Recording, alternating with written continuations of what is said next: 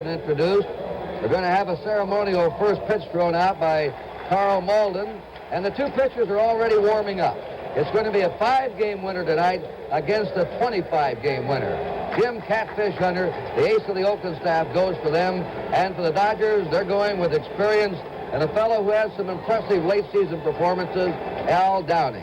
That's the setup. As most of you know, the series is tied 1 game all. And Monty Moore would have to think that tonight, if the A's don't win with their ace, they're going to be in serious trouble in this World Series, the same way if the Dodgers had not won Sunday with their ace, Don Sutton. I think that's true, Kurt, because the Dodgers, in essence, are going with their number 3 starter tonight, and if the A's can't beat him with their number 1 starter, then the Dodgers will come back with their number 2 man. It'll be tough. Tony, what do you think? Well, I think we're going to see a change in the complexion of the World Series. More runs are going to be scored, I think, starting with tonight. Hard to say with Hunter pitching, but I think there's going to be some bombs flying around today. Hunter's been an excellent World Series pitcher. He's not lost. He's won 3 and lost none. Al Downing pitched in the World Series 10 years ago. In fact, you were a teammate of Al's in that 63-64 World Series, Tony. 3 years on the Yankee Ball Club, and he at one time was a very hard thrower with control problems. Now he's become a finesse pitcher. Changes up, a little bit of a curveball, and spots the fastball. Tony, you said, well, you think we'll see more scoring. We talked to the players. They agree with you later in the game, but they say the first 3 or 4 innings at twilight may be rough to see the ball here. Well, Monty, we were out here for the workout yesterday, right at game time, which was scheduled for 5:30, and the sun was glaring in the center fielder's eyes and also glaring off the stand, that white concrete. It might not be as much of a factor now with a little bit later start. The crowd out there will make a difference tonight, Kurt. There the A's taking the field. By the way, it's a complete sellout. And we have seen a new sight here in Oakland, the new BART train. The transportation system here in the Bay Area has been pulling up beyond the center field bleachers, and hundreds of people have been pouring off that BART train. Monty Moore said in another year that could add 100,000 to the attendance here at the Oakland Coliseum. He's just a country boy, in his own words, from Hertford, North Carolina, Jim Catfish Hunter. Charlie Finley gave him the nickname Catfish. He's one of the very best in the major leagues. 3 years in a row he won 21 games. This year he won 25. He is a pressure pitcher, and even though he lost the opening game of the playoffs to the Baltimore Orioles, he usually does his best job when the A's have to win. When the money's on the line, Hunter is as good a one-game pitcher as you'll want in the major league. He is a deceiving pitcher. He doesn't strike out too many batters. And he looks hittable from the stands. You could grab the bat and run out there and hit him. But he has marvelous control, and if he is up high, he will be in trouble. He's a low ball pitcher, especially a fastball that he tries to pitch low and away to most of the hitters. Kurt and Monty, I talked to A's pitching coach Wes Stock before the ball game about Catfish Hunter, and let's listen to his capsule report. Well, his greatest asset is he has great control, and when he does have problems with his control, he starts swinging his leg instead of picking his legs up. When he starts swinging, he starts rushing too fast and causes him to drop his elbow, and this is when he gets his pitches high. They talk about his dropping his elbow. The players refer to that as pushing the ball instead of actually throwing it.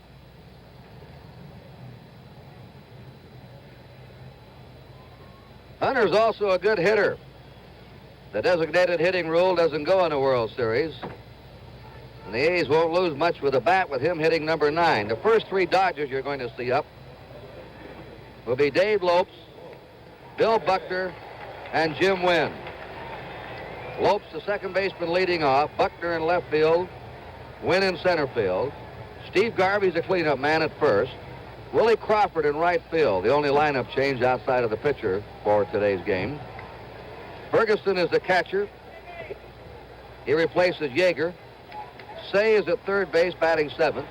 Bill Russell, the shortstop, hitting 8th, and Downing, a pitcher, batting 9th. And our first pitch of Game 3, and down goes Dave Lopes. Bubblegum and all. Incidentally, the baseball world of Joe Garagiola was not seen tonight because of the President's address. But Joe has a great show tomorrow night at 8 o'clock. The World Bubblegum Blowing Contest among Major League Baseball players. Lopes might be right in the running. Ball 2. Now Hunter's up high on the first 2 pitches. He was shelled out by Baltimore because he was up high. Lopes hit .266 during the regular season. And here's a drive into center field for a base hit. There goes Hunter's no-hitter. Lopes on first. Leadoff batter of the game. Bill Buckner is the next man up. Buckner is 2 out of 9. That's Lopes' first hit of this World Series. He's gone 0 for 9. Monty, what kind of move Catfish Hunter to first base with these speedy runners? Just very average. He depends basically on changing the time that he holds the ball. He'll set and make the runner come stop. He'll never let a runner get a running start on him, but as far as the quick turn and throw to first, he doesn't really have it. Lopes, an outstanding base runner, stole 59 bases in the season. There's a fastball for a strike.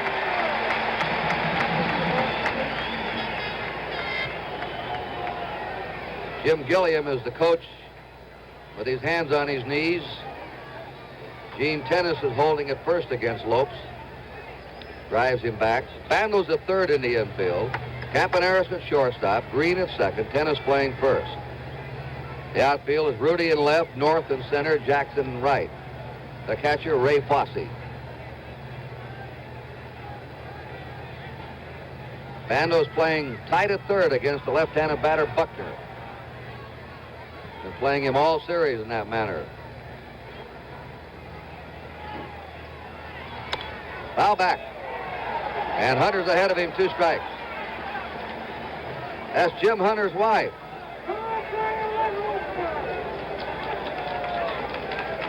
Very observing, I guess. Helen's her name. Like her husband, not too emotional. The 2-strike pitch, a high fly ball out into deep right. Jackson is backing up for it. Reggie has it. There's 1 down. Lopes plays it halfway. Jim Wynn, the toy cannon, coming up. He hit .271 in the regular season, smashed out 32 homers, knocked in over 100 runs. In the World Series, he's had 1 homer. He's 1 out of 7. Hunter is the kind of pitcher that after you bat against him, you say, I should have had a hit. You go up again, now you're 0 for 2. Now the third time up, you may be 0 for 3 against him. You keep going back to the dugout, said I should have hit him. Lopes at first, 1 down, top of the first inning. We're just underway here in Game 3. They're playing Wynn as a pull hitter to left field. Lopes is going. There's a high drive deep to left. That ball is a foul ball. Lopes running on the pitch had a good jump. Wynn hit it a long ways, but foul. Early in the ball game, as we look at Davy Lopes, you'll see these Dodger base stealers, when they do not know a pitcher very well, take what they call the one-way lead. It's a Dodger trademark. They will get off the base a long ways with the intention of going back. Now, Lopes in this particular one has seen the Hunter move. The crossover step start for the good jump. But Jimmy Wynn jumped all over that hanging slider and pulled it foul. And they found out something else, that Green will cover when Wynn is at bat. The 1-strike delivery. Breaking delivery. Had Jim Wynn badly fooled. No balls and 2 strikes.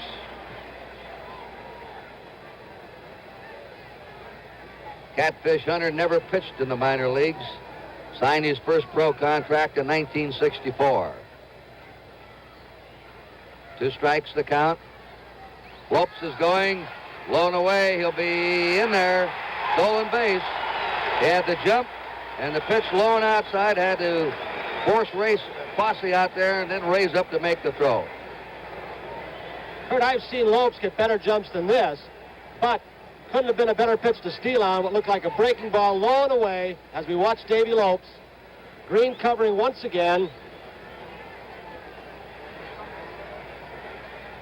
it's getting to be more and more that you see the base stealers going a no-ball, two-strike count, Tony and Kurt. I know the A's runners, North and Campaneris, both do it a lot because they figured that pitch is going to be a waste pitch, as that one was right there. And not only that, they're going when they're behind in games. Here's the attempt at pickoff. Getting back is Lopes. We've seen games this year in the game of the week, Monty, where they're behind 4 runs, 5 runs, and they're out stealing. The A's scouting report on the Dodgers says that they will run at any time despite what the game condition or score might be. 1 ball, 2 strikes to Jim Wynn. Breaking pitch low to him, 2-2. The cleanup batter, Steve Garvey's on deck, and he's been the best Dodger hitter so far in this series.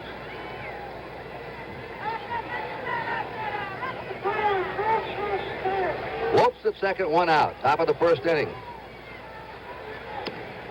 Ooh, just missed inside. 3-2 count. Well, Charlie Finley may be a controversial man, but one thing he's not afraid. Many clubs are after. There he is in his green Carl Malden next to him, and his Bear Bryant hat, and his green jacket, signing something. He's going to call the president tonight and invite him to the World Series. To the high pop in the left field. Campaneris windmilling his arm, signaling he's got it, and he takes it. They're 2 down. A lot of big league clubs were after Jim Hunter when he was a senior in high school. His brother, in an accidental hunting accident, blew part of his foot off. And a lot of the clubs backed off. But not Finley. He went ahead and signed him for a big bonus and then sent him to the Mayo Clinic to have 32 shotgun pellets removed from his foot. Hunter told him, he said, look, I may be damaged property. And Finley says, we're going with you all the way. It was a great investment. Steve Garvey has been red hot in recent games, 2 down. First pitch of the ball to him in his last 7 games. In the playoffs, World Series, last game of the season, he's hit nearly 500. He is the leading hitter so far in this World Series with 4 hits and 9 times up. He's the only player with 4 hits. The last game of the playoffs when the Dodgers clinched the National League pennant with the Pirates, he had 2 homers. He is doing one thing that Dixie Walker's trying to get his teammates to do. A right-handed batter will go to right field. There goes Lopes. And in the third is Lopes trying to see if that was a foul ball. Lopes steals third, so he's stolen second and he's stolen third. Pretty much of a surprise with 2 out where he was able to score on a base hit anyway. But they're trying to be a little more aggressive, it appears right now, Kurt. He goes on this pitch right now to Garvey. For some reason, Fosse may have thought it ticked his bat. I do not know why he didn't throw unless it got stuck in the webbing of his glove. I was waiting for the sign from the home plate umpire, Doug Harvey, if it was a foul tip. 1 ball, 1 strike. Lopes at third, 2 down. First inning, no score. Garvey, a little pop out in the shallow center. North comes on for it and decides to foul. No runs for the Dodgers. 1 hit, no errors. They left 1. First half inning, no score. There's Frank Robinson, the new manager of the Cleveland Indians, with the general manager, Phil Segui. This telecast presented by authority of Major League Baseball, intended solely for the private, non-commercial use of our audience. Any publication, reproduction, retransmission, or other use of the pictures, descriptions, and accounts of this game without the express written consent of the Commissioner of Baseball is prohibited. Al Downing, 33 years old, won only 5 games this year, lost 6. He's lost twice in World Series competition. He pitched for the New York Yankees in the 63 and 64 World Series. He pitched in 10 games for Oakland in the first part of the 1970 season. He looked good in the last few games for the Dodgers.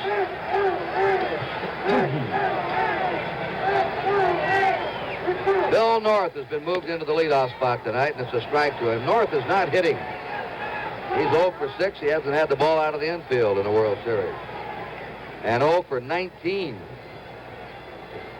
He hasn't had a hit since the first game of the American League playoffs with Baltimore.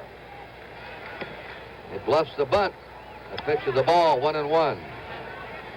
The Dodgers have Buckner in left, Wynn in center, Crawford at right, Say at third, Russell at short, Lopes at second, Garvey the first baseman. Ferguson is catching tonight, and Downing the pitcher.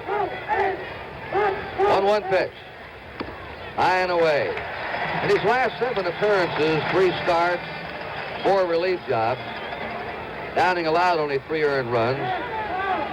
So that record, along with his experience, earns him the starting shot tonight. On the corner. Campaneris is on deck, and then Sal Bando. You just saw in the top of the first inning why opponents like to keep Lopes off the bases. It's the same way with North and Campaneris when the A's are at bat. 2-2 count to Bill North. Swinging at a high fastball. Well, now, Tony, you played behind Downing at shortstop and in the outfield. How does it compare now to 10 years ago? A lot different. He was a hard thrower at one time. He threw the fastballs high and wild at times. Now he's become a pitcher that changes speeds. You saw the last pitch to North. He turned it over. Almost looks like a screwball. Here's the 2-2 pitch. And he struck him out. He took a little bit off. 1 down. We pause briefly for station identification. This is the NBC Television Network.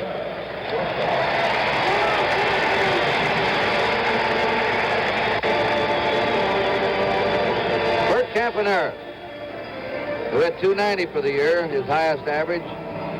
Doug Harvey, the home plate umpire, and Don Denkinger, the first base umpire, having a conference. Andy Olson's the umpire at second, Ron Luciano at third. Tom Gorman umpiring the left field line of the National League. Bill Kunkel of the American League, the right field line. 6 umpires in the World Series. We have no score. There's 1 out, nobody on. The A's batting first inning.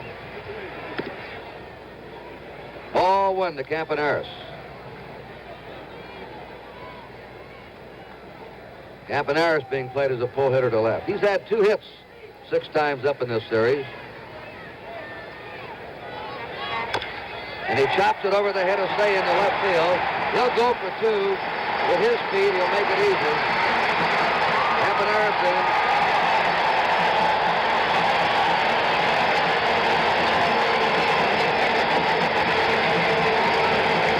So he's had a hit now in every game so far. He's at second, 1 out. Sal Bando. The A's captain is up. A .243 hitter during the year, but he drove in 103 runs. In the World Series, no hits and 7 times up. He had 2 home runs in the playoffs against Baltimore. Watch Campy at second. He may try the same thing that Lopes did in the first inning. Pitch is outside. Campaneris stole 34 bases in the season. Charles Finley, the owner of the A's, is right now talking to the president, Gerald Ford, in Kansas City. And he's inviting him to come to the World Series. If President Ford accepts, Charlie O's going to raise his hand and give the signal. How could the president turn down the world's greatest salesman? He is a salesman. Don't think he's not. To strike with all that goes on with the A's, he has to be some kind of a salesman to keep them winning. I asked him about the Catfish Hunter argument going on now. He said, oh, we'll work it out. Jim thinks a lot of me and the A's. We'll work it all out. A 1-1 pitch. Slices it foul down the right field line. This is a difficult time of day to hit. You know what it is driving in the twilight.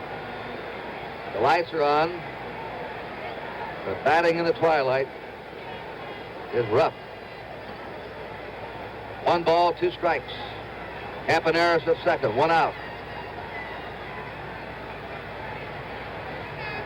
Lopes is shading second base against a right-handed batter. But Campaneris is not getting a huge lead.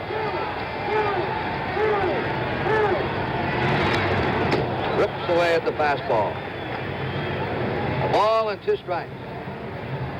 Al Downing born in Trenton, New Jersey, lives now in Santa Monica, California. He attended Muhlenberg College in Allentown, Pennsylvania, and Rider College in Trenton. His 14th professional season.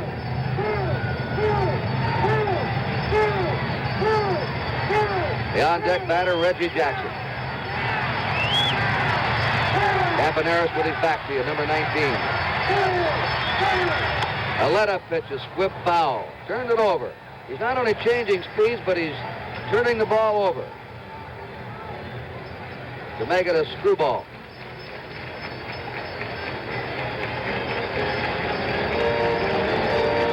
Kurt Bendo had a few base hits this year down the right field line, and Garvey's playing him fairly close over at first base, but there's a big hole between him and Lopes. Bendo hit quite a few balls over that way. He doesn't try to go to right, but just swinging late as he did on that ball right there, he'll hit that way with power. Now we'll see what he does, Monty. A 1-ball, 2-strike count to Sal Bando. Another foul ball. Al Downing is called Gentleman Al. Very soft-spoken, pleasant. Very relaxed also. In 1963, the first World Series game he ever appeared in, 15 minutes before game time, when he was to be warming up, he was asleep on the training table. I was just going to say, don't tell me he was asleep on the training table. Certainly was. 1 ball, 2 strikes. Ground ball stroked to shortstop Bill Russell. The throws in time. Campaneris was held at second or 2 down. Reggie Jackson stepping in, batting .289 for the season. And he's had 3 hits and 6 times up in the World Series. Reggie's in the paper every day with something. Yesterday, blasted a writer for what he thought was an unfair story in front of all the other writers. And we understand Commissioner Kuhn has warned Jackson not to do that anymore. 2 down, Campaneris at second. No score, last of the first inning.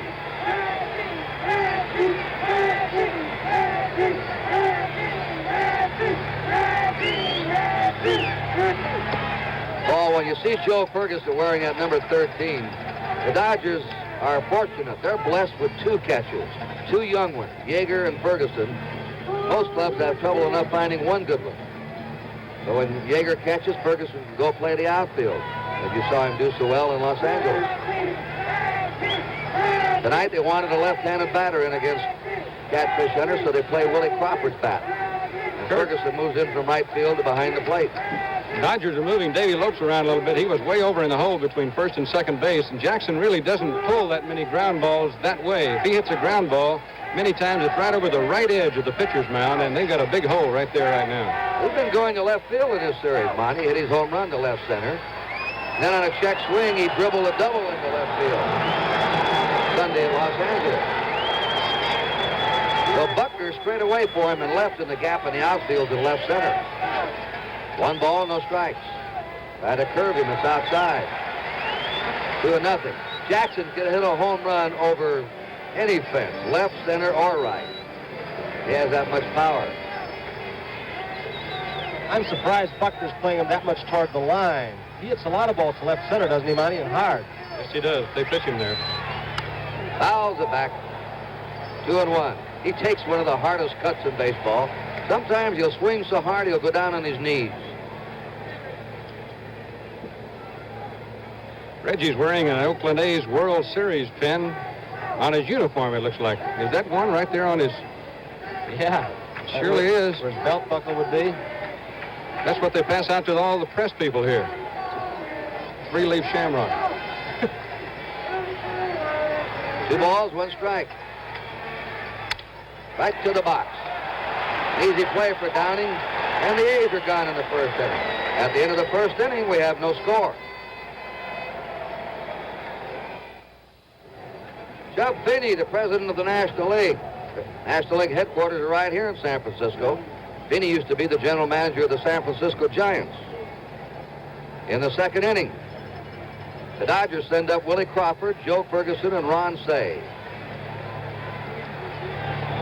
Crawford hit .295 this year. It's a strike rate. 11 homers, 61 RBIs. 1 for 1 in the World Series. Jim Hunter. There's a Jim Hunter pitch. Away he bites those corners. Inside, outside, keeping the ball down. Walks very few men. In fact, his control's his main asset. Notice how he's low and away. On an 0-2 pitch, he didn't give him anything. He doesn't believe in wasting pitches.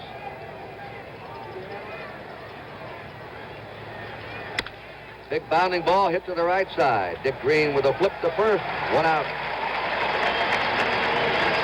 Joe Ferguson had the 2-run homer on Sunday. He's 1 out of 6. Sparky Anderson, manager of the Cincinnati Reds, whose team gave the Dodgers a battle right down to the last week. Sparky knows the A's. He's played against them in the World Series year before last. No score, second inning. Ferguson up. Either his slider, hard curve. This really broke for him. 0-1. Foul back, look out. Ron Cey is on deck. Kurt, I want to ask Monty something about Hunter. You saw him in the last few years. He has pitched a lot of innings. Has he shown signs late in ball games of tiring and losing a little velocity and control? Not consistently, really, Tony. He's had some awfully strong 9th innings. Now he goes 1 ball, 2 strikes to Joe Ferguson. He's won 105 games the last 5 years. I'll say this, Kurt, if he gets into the 9th inning with very much trouble, Rollie Fingers is bailing out. That's the slider that fooled Ferguson. First strikeout for Hunter. 2 down for the Dodgers in the second. This pitch is more like what he probably would call a slurve, halfway between a curve and a slider. A true slider he throws breaks 6 inches or so. That had a little more of a break, but he sure has good location on his pitches. Ron Cey, 1 hit, 6 times up in the series. Those are his seasonal averages. 2 down, nobody on, no score. It's our handheld camera that's moving around the Oakland Coliseum, or mausoleum as the A's players call it. There's a long fly ball to left. Not far enough, though. Holds up, and Joe Rudi puts it away. 3 up, 3 down. At the end of an inning and a half, it's 0-0.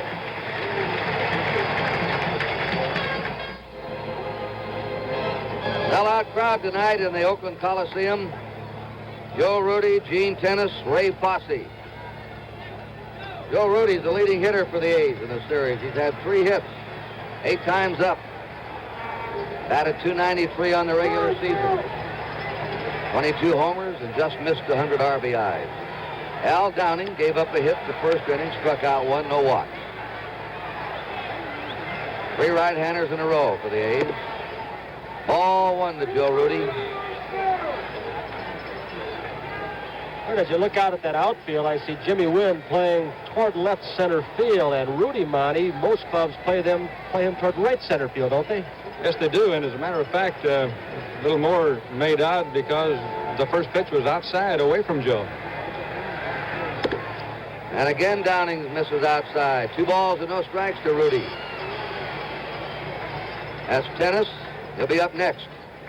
Of course, may have something to do with Downing throwing a lot of change-ups. That may be his plan going into this game. Make Rudi pull the ball.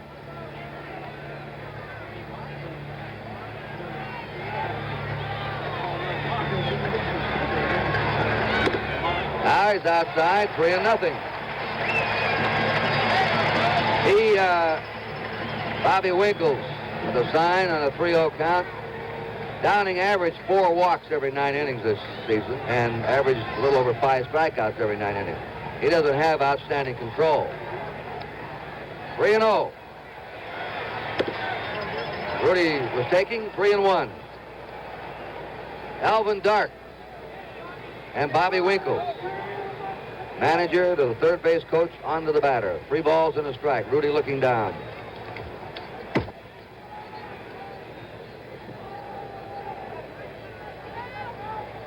Rudy doesn't walk too much. Walked only 35 times during the year. The next man to do that walked a lot, Gene Tennis. Ground ball hit the shortstop, Russell. His throw is there, one down. Gene Tennis is in a slump. Take a look at Bill Russell, a converted outfielder. Very graceful. He knows the speed of his base runners. Knew he had a little bit more time with Rudy running from the right side. And that sore arm or elbow he had didn't show on that throw. The ball took off. Gene Tennis has had 1 hit and 6 times up in the series. Batted only .211 for the year, but hit 26 homers. And led the American League in walks. Not many hits, but he gets on. Charlie Pride, great Western singer who sang the national anthem. Charlie was on with us year before last at NBC. He was a former minor league baseball player. And he stepped in the batting cage tonight, grabbed Reggie Jackson's bat, and took his coat off, took a couple of swings, popped it up, and they ran him out of there. That's Ray Fosse on deck. 2 balls and no strikes to Gene Tennis. 3-0. Downing went 3-0 to Rudy. Now he's 3-0 to Tennis. And Tennis looks down for a hitter-take sign.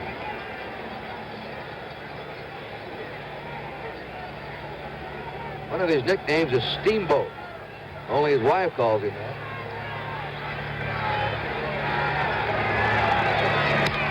They had him going. Gave him the green light and 3-0. 3-1 to Tennis. Kurt, they don't give him many take signs. He takes enough on his own. He has a good eye, and they figure he's going to get fastballs only when he's behind, or when the pitcher's behind, so they just let him go. His 1 hit in this series was on a fastball that he grounded to left field for a single at Dodger Stadium. He's had 1 hit in his last 25 times up. That was it. That's another foul. In fact, Bonnie, the A's haven't hit much the last month, have they? No, as a matter of fact, Kurt, it's really been a pitching victory for the A's this year in the American League. The defense has been not quite as good as it has been in other years, and the offense this year has been really hurting. I don't know what the answer is, but they haven't scored much. 3-2 pitch. Tennis walks. He's a second base runner.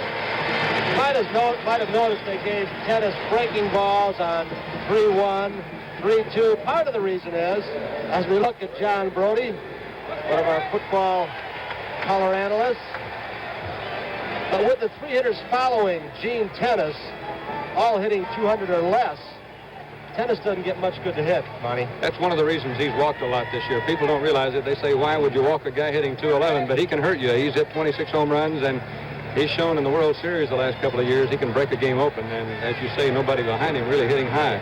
Dodgers and the A's, no score. The A's batting the defending world champs in the last of the second. Ray Fosse has a ball. At first base, Gene Tennis, 1 down. They're playing Fosse to pull the left field.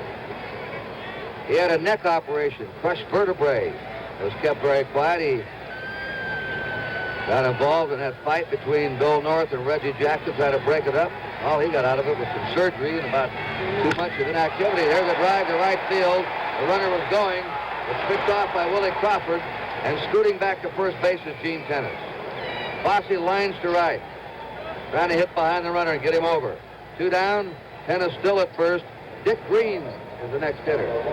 He's had no hits in 5 times up. In fact, the bottom of the A's batting order has not done much in recent weeks.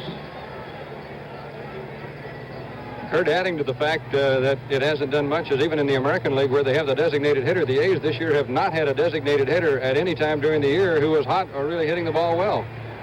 The A's are batting under 200 in postseason play. That pitch is a strike by Downing, a good pitch. 0-1. On deck is Jim Hunter.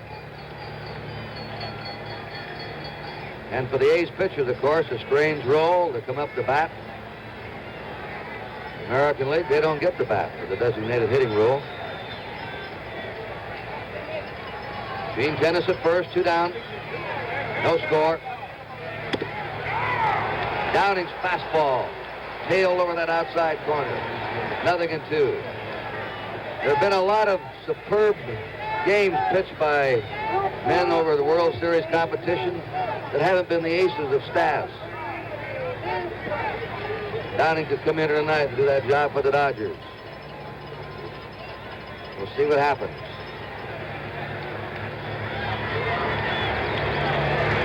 Oh, and to remember when Emke started, the surprise starter. Connie Mack had pitched a great ball game. In fact, broke the World Series strikeout record at that particular time, which has later been broken. Grabowski came on in a fantastic relief job in the '66 series for Baltimore, as the Orioles swept the Dodgers 4 games. 1 ball, 2 strikes. Down goes Dick Green. No runs, no hits, a man left. At the end of 2, it's no score.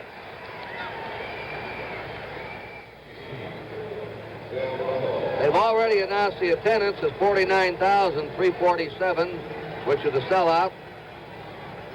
And for the Dodgers in the 3rd inning, Bill Russell, batting number 8, will lead it off. Downing, the pitcher, will follow. Then to the top of the order for Dave Lopes. Jim Hunter's allowed 1 hit. Lead-off single by Dave Lopes. It's a pop-up. Coming on for it is Tennis, the first baseman, but he gives way to Hunter, the pitcher. 1 down. We're going to show you something that Hunter does. He pitches from the 3rd base side of that rubber, and he hits that outside corner pretty consistently with a fastball and slider, and it gives him just a little bit better angle on the right-handed hitters. The ball moving away from them just a slight degree, and he takes advantage of everything. Al Downing, not much of a hitter. 1 out, nobody on. No score, 3rd inning. Hunter now has retired 7 in a row. That's a strike to Downing. There's Anita Bryant, who will sing the national anthem tomorrow night. Lovely gal, makes her home in Florida. And a good fisherwoman, too. A very good friend of Alvin Dark and his wife, Jackie. They're their guest while they're here this weekend. 2 strikes to Downing. Look at this outfield, how shallow they are. That's a ball. Look how shallow North is in center. And Jackson's almost playing second base. The 1-2 pitch. Downing just got a piece of it. Shakes Fosse up. 1 away, nobody on. The Dodgers batting in the 3rd, no score. See that protective helmet as we look on this replay again that all these catchers have gone to. Ow, that hurt.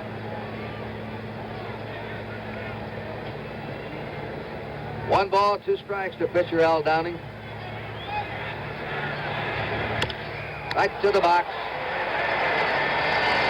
2 down. Top of the order and Dave Lopes. Lopes opened the game with a single. Stole 2nd, stole 3rd. He was left to 3rd when Garvey popped up the center. Talking to Dixie Walker, the Dodger batting coach. The Dodgers worked out. They worked out at 5 o'clock yesterday to simulate the lighting and the conditions they'll be playing under tonight. And Walker said if I could get this man to go to right field more, he's going to hit 270 and 280. And he's going to be on base more to steal more bases. Maybe still likes the feeling of getting a pitch inside and pulling it deep to left field. 2 down, nobody on, no score, 3rd inning. Strike call. Charles Finley's telephone call to the president. He invited President Ford to come out tomorrow night or Thursday. President Ford's schedule will not allow it. We understand President Ford is looking at the World Series game right now, and he asked to get a rain check for next year. We hope to be at the World Series next year. The 1-1 pitch. Move it outside. 2 balls and a strike to Lopes with 2 down, nobody on. Buckner's on deck. Get a real education from this shot right here. What makes Hunter successful? He is always near that target. Low that time, but not too much. He's never very far out of the strike zone. He just nibbles away at you. A little something in every pitch, and usually right about where he wants it. 3-1 pitch. High walks Lopes. And that's the man he didn't want to walk. With 2 down. Lopes is on first. Remember, he stole twice his first time up. Buckner, a left-handed batter, will step in. Buckner fly to right. He's 2 out of 10. He is a hard out. He makes contact. He hit 300 in the minors. He hits 300 in the majors. He just gets a piece of the ball most of the time.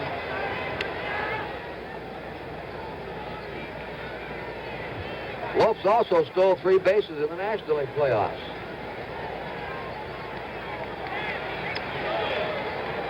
It's probably the heir apparent to Lou Brock as the base-stealing king of the National League. Look at what a great year Lopes had and how many he stole, and consider he had a great year, and then look what Brock did. Remarkable achievement by Brock at his age, 35. I think that's one of the great records of all time in sports. 35-year-old man to do what he did. 2 down, Lopes at first, no score. That slash to first baseman Tennant. A fair ball, he steps on the bag. And the Dodgers are gone. No runs, no hits. They left 1 at the end of 2.5, no score. Jim Hunter receiving an ovation as he stands in. One of the better hitting pitchers in baseball when he gets to hit. He hasn't hit the last 2 years. Downing's first pitch, the strike. He did not bat in 74. He had only 1 regular time at bat in 73. Got a double. He had a .227 lifetime batting average and 6 lifetime homers. One season, 3 years ago, he was paid a $5,000 bonus for his hitting. He was such a good hitting pitcher. Hunter, North, and Campaneris. He's batting in the last of the 3rd. There's a foul fly that'll be headed toward the seat. Out of play. A lot more room here, as you can tell by the long run Garvey had, than down in Dodger Stadium, Los Angeles, where they put in some seats down on the field, some extra boxes. An advantage, of course, for that pitcher. Yeah, I was wondering when the president told Charlie Finley that he'd be at the World Series next year. Finley said, well, he didn't know the A's would be in the World Series. And Ford replied that he felt the A's would be in the World Series next year. He's calling things a year ahead. Fastball, and Hunter is back to the dugout. Strikeout number 3 for Al Downing.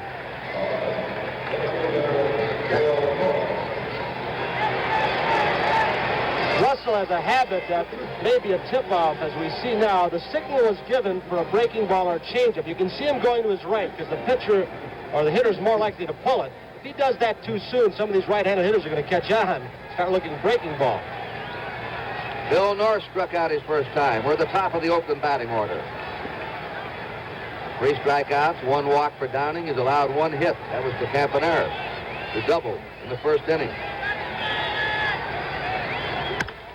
And a high foul, right field way out of play. 0-1 to Bill North. Really, we haven't had a lot of excitement on the field. The pitching has dominated. It's come in spurts.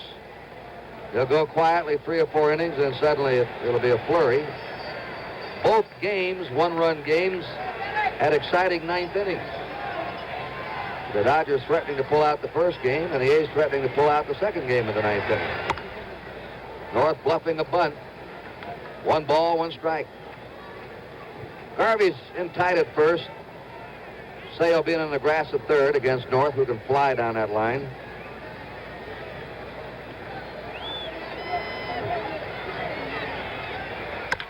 And there's a ground ball by the drawn-in Say in the left field. Bill North's on.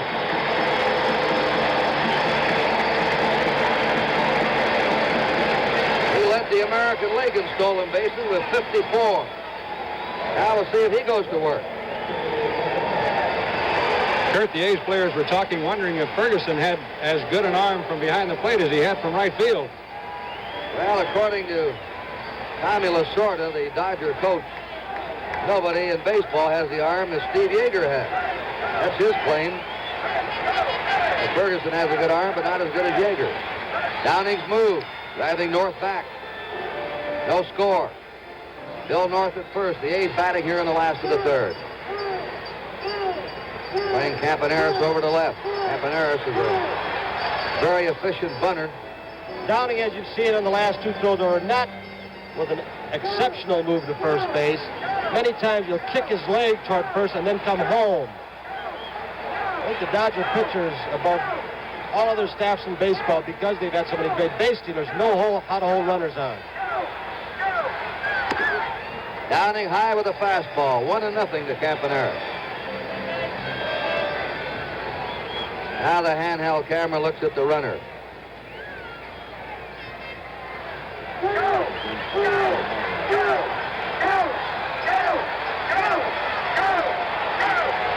Crowd yelling, go, go in the background. Pitches in for a strike. 1-1 to Bert Campaneris. Campy's wife is quite an artist. I've seen some of her paintings. They're very good.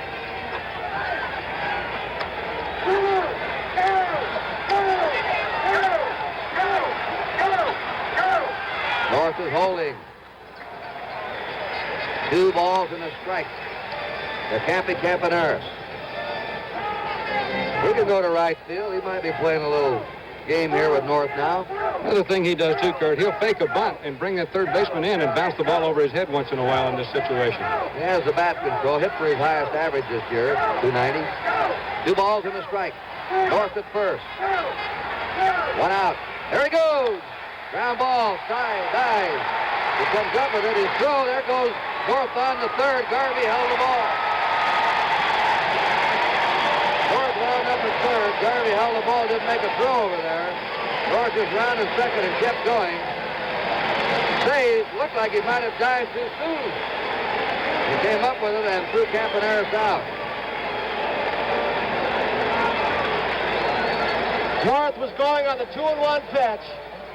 And now you'll see how alert a base runner is as he picks the ball up. He found it right then. As soon as he saw Say release that ball, watch this dive, and they're playing more aggressive baseball, I think, in this game than they have the prior 2 ball games. There's Bobby. Base umpire calling the play. Sal Bando. Bando swings late. 0-1 to him. Bando grounded out his first time. Bill North at third, 2 down, no score. Last of the third. Kurt Bando definitely took a shot to right that time. He shortened up on his swing a little bit. They're giving him the whole right side of the infield here. Lopes has almost been back a second against him. Right fielder Crawford straight away and right. The big gaps in right center. North trying to come up the line outside. Look at that gap in right center. Tremendous gap between Jim Wynn, who's in left center, and Crawford playing straight away and right.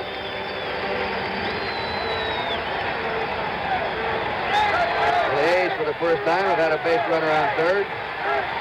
Dave Lopes wound up at third base in the first inning. 1 ball, 1 strike.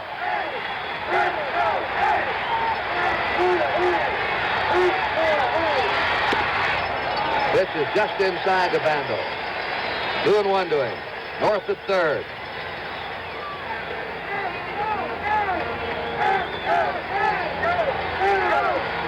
Bando's usually at his best with men on. That's a strike. Pitch tailing away, just caught the outside corner. 2 balls, 2 strikes. Bill North at third. 2 away, Reggie Jackson on deck.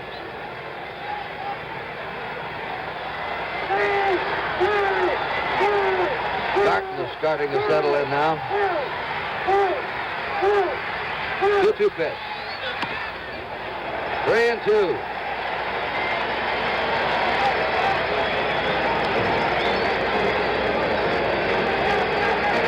Find out how badly he wants to pitch to Bando here instead of Jackson on this pitch. There's Reggie. North at third. 2 down, 3-2 count.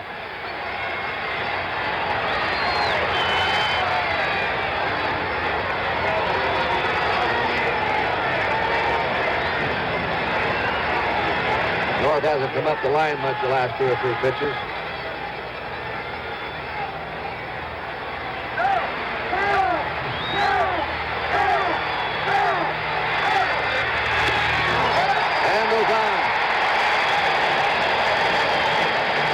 cleanup man, Reggie Jackson, will be the batter. Jackson tapped out to the pitcher his first time. North at third, Bando at first, 2 out.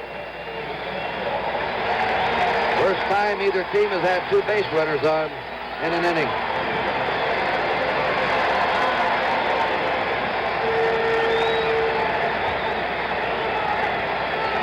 Playing Jackson the same way. Win a couple of steps in right center. Crawford deep it in the right field corner. Buckner straight away in left. The gap is in left center. They may have some stirring around in the Dodger bullpen. Jackson held up on the swing, and they appeal at first. No, at third, no swing. A ball, 1-0. Charlie Huff, a knuckleballer, is starting to warm up. And he's going to be joined by another pitcher. There's Huff. Jim Brewer. Jim Brewer, the left-hander. 2-ball pitcher. 1 ball, no strikes. North at third, Bando at first. 2-0 to Jackson. That's the lead runner. At North, there's Bando at first. The left-hander up, Garvey playing off the bag.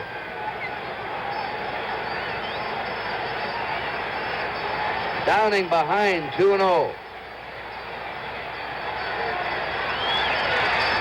He's right in there with that one. Curveball.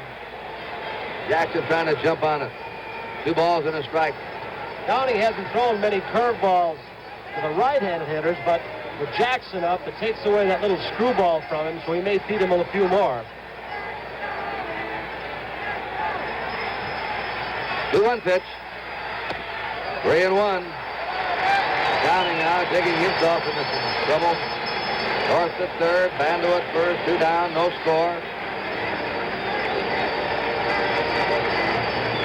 NBC hopes you're enjoying the 1974 World Series. 28th year in a row NBC has sent you the World Series. 3-1 pitch. And he taps it out in front of the plate. Ferguson bobbles the ball. In the score is North. Joe Ferguson bobbled a high hopper. And the A's take the lead 1-0. At second base is Bando. Jackson's at first. Al Downing gives way, as you'll see, to Joe Ferguson. Came a long way out. The ball hit right in the center of his glove. He may have been checking out of the corner of his eye. Jackson, what kind of jump he had. Here it is from another angle. And Kurt, this play right here shows the importance of Billy North's great dash from first to third a minute ago. Otherwise, he wouldn't have been there. And also, Monty and Kurt, it shows that Reggie Jackson seems to be running a little bit better. So now he may become a base-stealing threat for this ball club for the rest of this series. He got out of the box fast. I thought he was running well in Los Angeles Sunday. Saw him round first, go to second in that double, and he was really moving. Rudy tries to plant it in right field and fouls it away. Rudy grounded out his first time. An error has been charged to Joe Ferguson, and the A's lead 1-0 in the last of the third.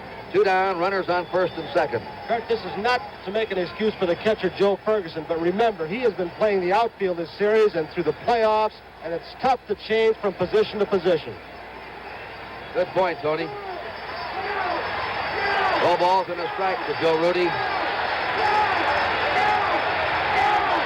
Bando at second. You see him with his lead. Jackson has a huge lead at first. Rudy drills it out to second base. Happens in the right center. Coming in to score is Bando. Jackson wheels in the third. Wilkes went down for the ball and got underneath him. And the A's have a 2-0 lead.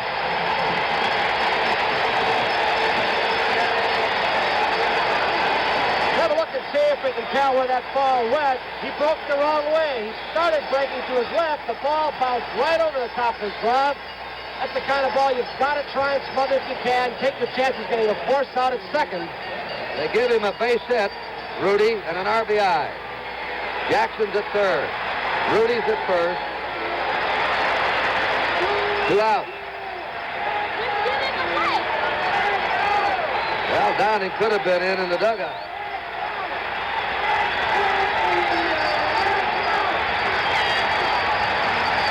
Both runs are unearned. 2 runs, 3 hits for the A's. No runs, 1 hit for the Dodgers. Gene Tenace walked his first time. The pitch is a bit high to him.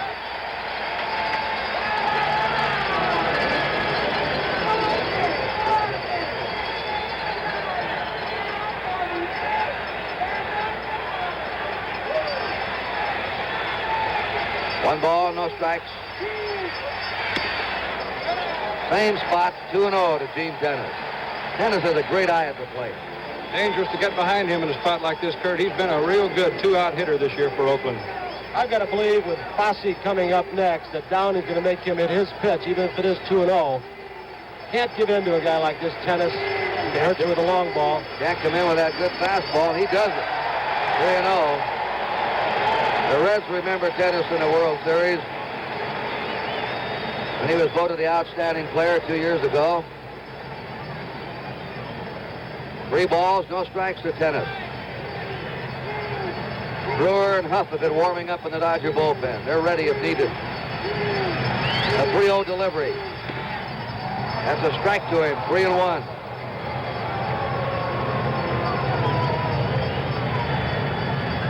Bobby Winkles, who started the season as manager of the California Angels, now coaching in the World Series for the A's. 3 balls and a strike.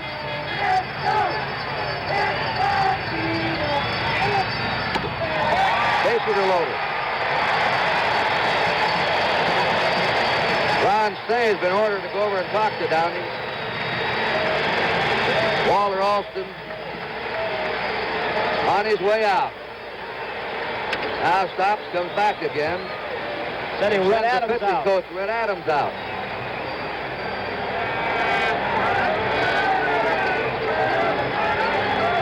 Jim Hunter, the first man up, struck out. Then Bill Norris singled. Campaneris grounded out. North went to third on the play. Bando walked. Reggie Jackson hit a topper out in front of the plate. That was bobbled by the catcher, Joe Ferguson, for an error. North scoring. And Rudy singled up the middle. Bando scoring. There's the bullpen, Huff and Brewer. And you wonder if the man on the left isn't what made Walter Alston hesitate and then change his mind. That knuckleball pitcher coming in, Huff to a right-hander with a man on third base. Bases are loaded. Ray Fosse lined out to right field his first time. He is the 8th batter up this inning for the A's. They're ahead now 2-0. Downing has walked 3 so far. Jackson's at third. The lead man, that's hit to the box. Downing throws him out, and the A's are gone in the third, but they had 2 runs on 2 hits. There was 1 costly error, 3 left. Joe Rudy really received a tremendous ovation when he went out to left field. He may not be appreciated too much around the country, but here in the Bay Area, they know what a solid player he is. And as he went back to his position, they gave him a standing ovation on the left field bleachers. Jim Wynn, Steve Garvey, and Willie Crawford, the heart of the Dodger batting order, up in the 4th. The A's now have 2 runs, 3 hits, and no errors. The Dodgers, no run, 1 hit, and 1 error. Wynn popped to short his first time. Jim Hunter on the mound. Hunter's allowed 1 hit. That was the first man he faced in the game, Dave Lowe. There's a strike.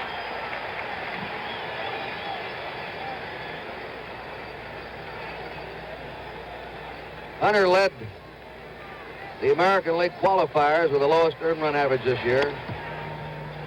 Of all that qualify, you have to pitch at least 162 innings. And the Catfish had the lowest earned run average. His best previous ranking was 3rd. It's his fastball. Primarily a fastball pitcher. Garvey's on deck.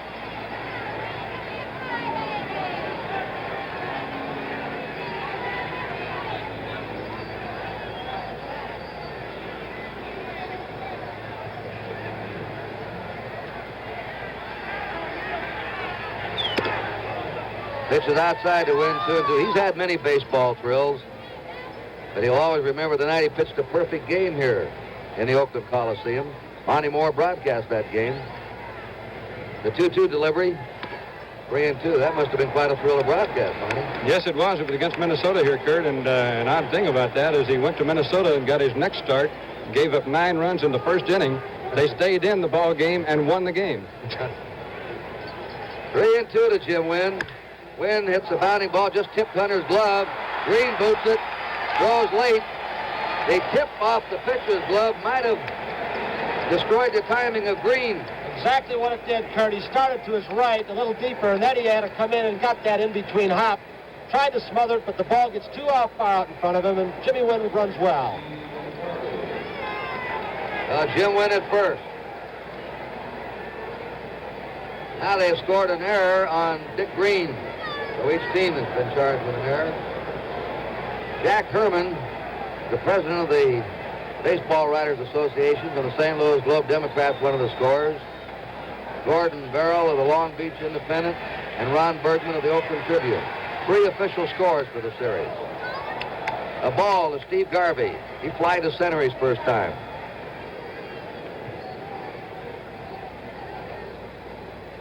Some of you may have heard the beginning of the show over the slow motion of Catfish Hunter. Wes Stock, the pitching coach, said, watch his knee. You can tell when he loses it and starts going high. Maybe Fosse picked up that flaw. He was swinging his leg instead of picking it up. Jim Wynn stole 18 bases in the season. He's at first. Garvey trying to go to right. He's the one young player of the Dodgers, they say, that is going to right field with outside pitches and is learning to use that part of the field. 1-1 is what made him a good hitter. He's been a very consistent hitter all year. The longest hitless streak he had, 3 games. I wound up hitting over 300. He used to hit the towering drive. Now everything's a line drive. He slaps it down, the third base line just foul. He hits more line drive homers now than he does the lofty jobs. 1 ball, 2 strikes to Steve Garvey.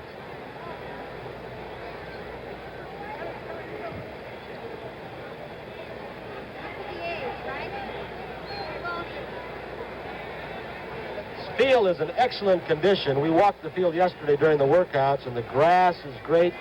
A better infielder with truer bounces than the one down at Chavez Ravine. Not as pretty a ballpark. There's a pop foul back into the seats. This is a county facility.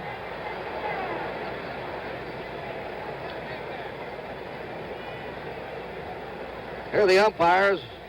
As we were late coming on the air, didn't give a chance to give it to you. Doug Harvey of the National League behind the plate. Don Denkinger in the American League at first. Andy Olson at second.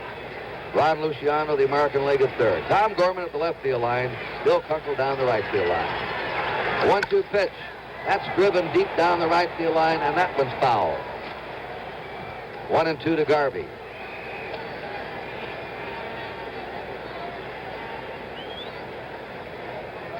Well, our stage manager, Jim O'Gorman's got a pretty good crack. He says any ballpark is pretty when it's full. And that's right. This ballpark, Kurt, is known as kind of a drab, as you said, mausoleum, but it only looks that way when there's nobody in it.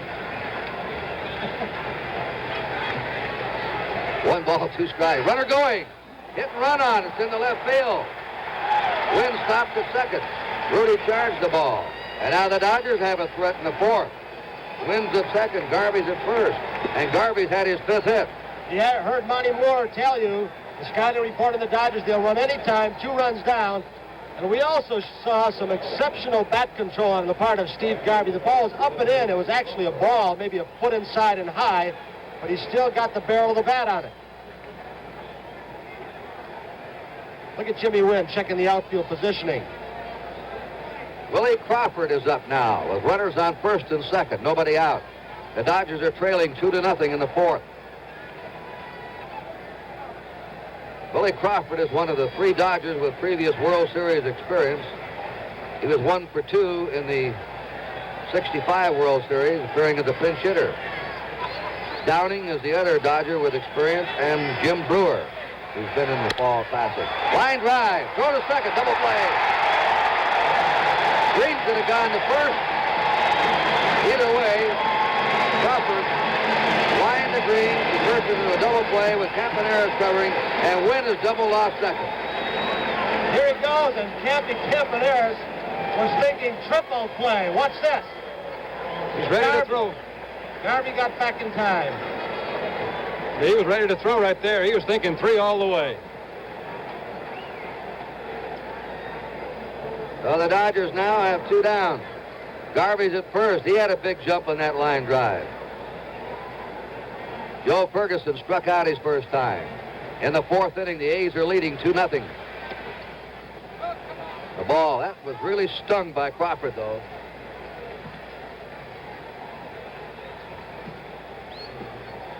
The hardest hit ball of the game. 1 ball, no strikes. Blowing inside, 2-0.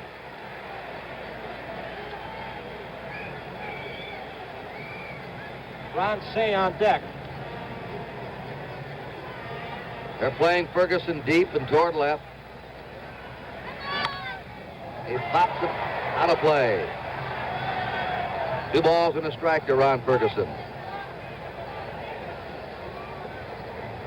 Even 2 balls and no strikes.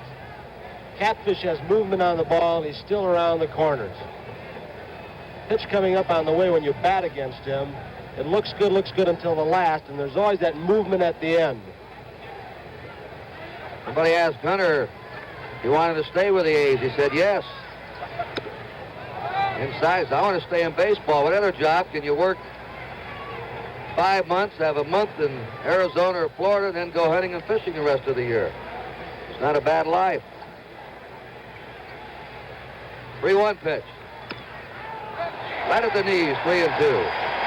Kurt, the first time Ferguson faced Jim Hunter was in that big 9th inning in Game 1 when Hunter came out of the bullpen, and Catfish showed him nothing but fastballs. Threw him 4 fastballs, I believe it was, and Ferguson said that he was looking for something else. That was Hunter's first relief job in 5 years. 3 balls, 2 strikes, 2 down. Garvey will be going. He's on the way, and Ferguson strikes out.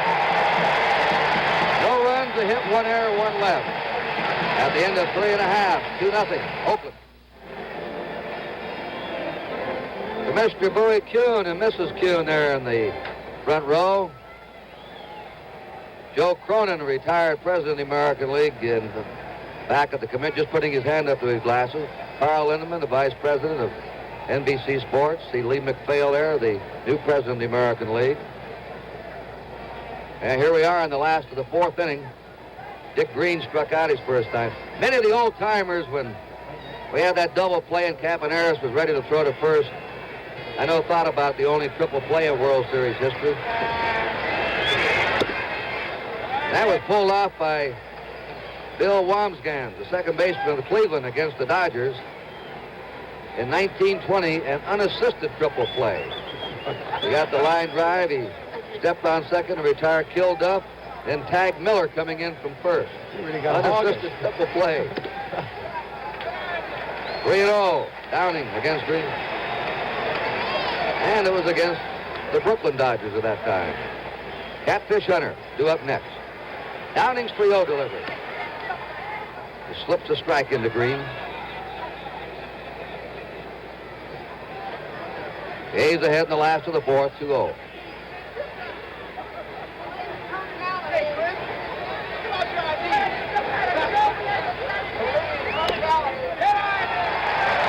That's the 4th walk given up by Downing. He's been behind the hitters tonight, 2-0, 3-0.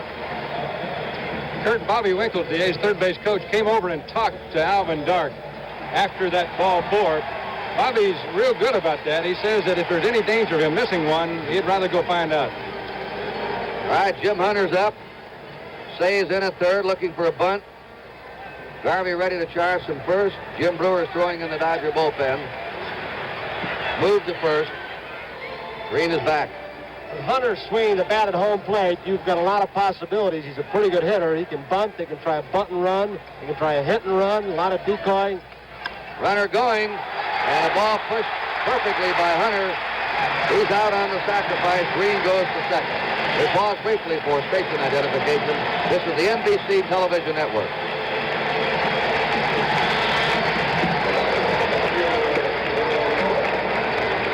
This is Kurt Gowdy, Tony Kubek of NBC, and Monty Moore, the A's broadcaster. We're in the fourth. The A's now have Dick Green at second, one out. Bill North is up. He struck out in single. He scored a run.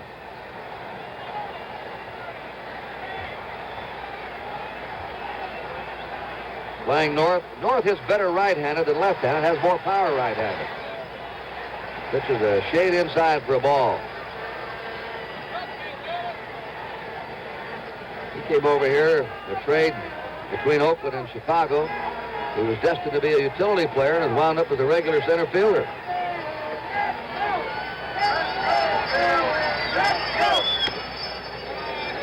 Downing's pitch is a little tight again, 2-0. Kurt, that turned out to be one of Charlie Finley's really good trades. Take a look from that low center field camera we put in for this World Series and Championship Series. What it looks like from almost ground level over the center fielder's shoulder.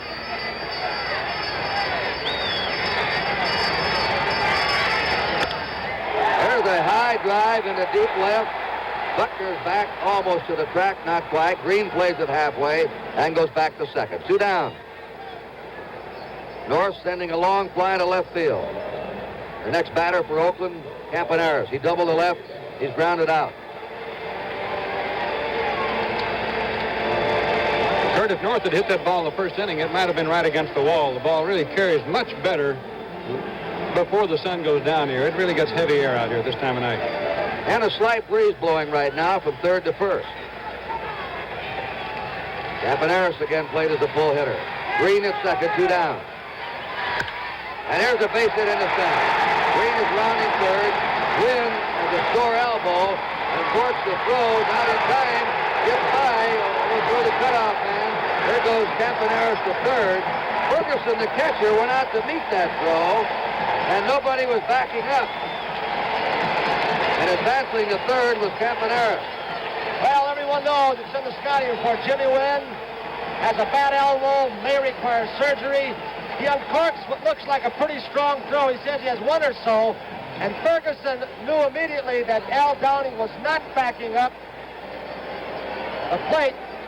The ball got by and Campy was allowed to go all the way to third base. Here comes Wynn. He overthrows Garvey, the cutoff man, and no Al Downing backing up the play. He thought there might have been a throw to third. Jimmy Wynn throwing here is going to have his elbow operated on. I asked him before the series, there's his throw, and Ferguson had to come out and meet. He overthrew the cutoff man. Downing was just standing there. I asked Wynn if he could uncork a hard throw, and he said, maybe one. And after that, I'll have a lot of pain for the next few days. He has a loose chip in his throwing elbow, and they're going to have surgery done on him. Jim Brewer is coming on to relieve Al Downing. So we have a break in the action here in the fourth inning with the score, Oakland 3 and Los Angeles nothing. This is Jim Brewer now on the pitch. He's facing Sal Bando. Let's watch Brewer. He's going to take a windup or the stretch. Campaneris the third. The pitch is high. Tomorrow night, World Series game number 4 from Oakland. Joe Garrett, Joe LaChaux was not seen tonight, and he has a great one for you tomorrow night, featuring the bubblegum chewers of the Major Leagues. That'll start at 8 o'clock Eastern Time. Fastball right by him, 1-1. An error on that last play was given to the Dodger catcher, Joe Ferguson. It's a tough error to have to take, Kurt. He ran up there trying to save the throw and definitely left the plate by 15 feet. Campaneris at third. 2 down. The A's ahead, 3-0. Watch Campy. Jockey for a lead. Bando is grounded out and walked. And that's a pop foul and back of the play. Ferguson coming back. Just out of play. The Dodgers have not played good defensive ball tonight. Kurt Brewer is a little surprising, I think, to me, and probably to Bando. He's thrown him 3 straight fastballs, and he's known, of course, as a screwball pitcher, but he's come right at him with 3 straight pitches. Keep our eye on Brewer as he takes his windup. One of the pitcher's best weapons against that speedy runner on third. He'll look him back first before he starts. There he goes. Campaneris made a slight bluff dash up the line, and that's why Brewer backed off the rubber. 1 ball, 2 strike. Count to Bando. like his screwball. That's his pitch. But he missed outside with a 2-2 to Sal Bando, who's hitting third in the lineup. Campaneris at third, 2 down.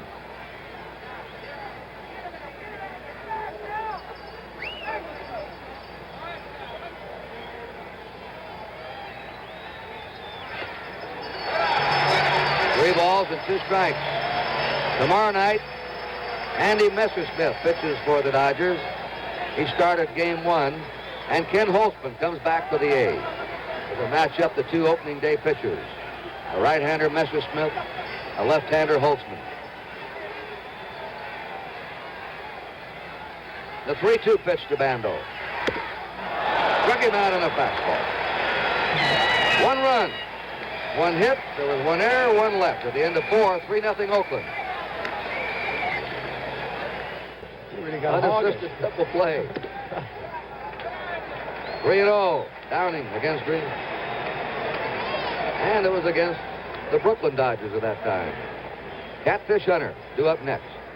Downing's 3-0 delivery. He slips a strike into Green. The A's ahead in the last of the 4th, 2-0.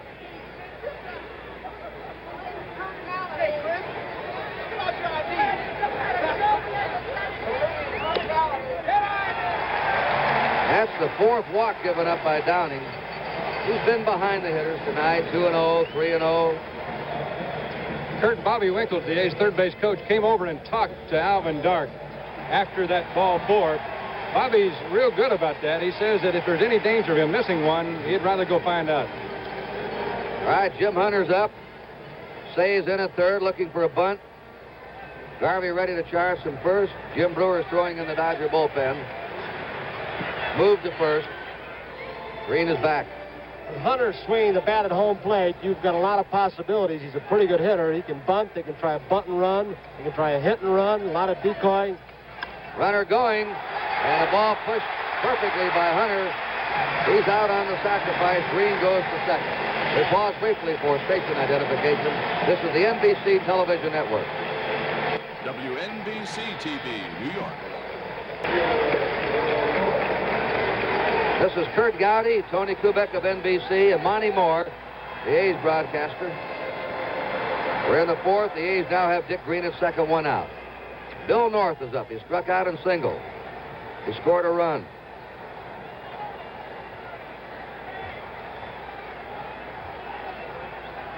Playing North. North hits better right-handed than left-handed. Has more power right-handed. Pitch is a shade inside for a ball. He came over here, the trade between Oakland and Chicago. He was destined to be a utility player and has wound up as a regular center fielder.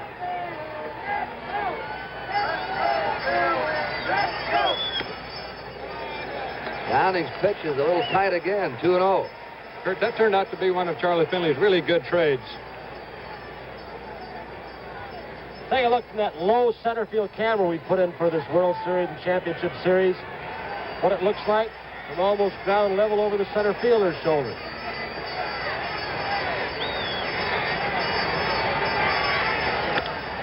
There's a high drive into deep left.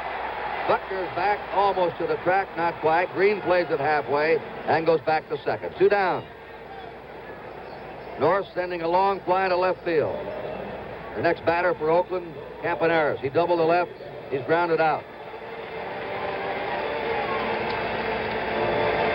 Kurt, if North had hit that ball in the first inning, it might have been right against the wall. The ball really carries much better before the sun goes down here. It really gets heavy air out here this time of night. And a slight breeze blowing right now from third to first.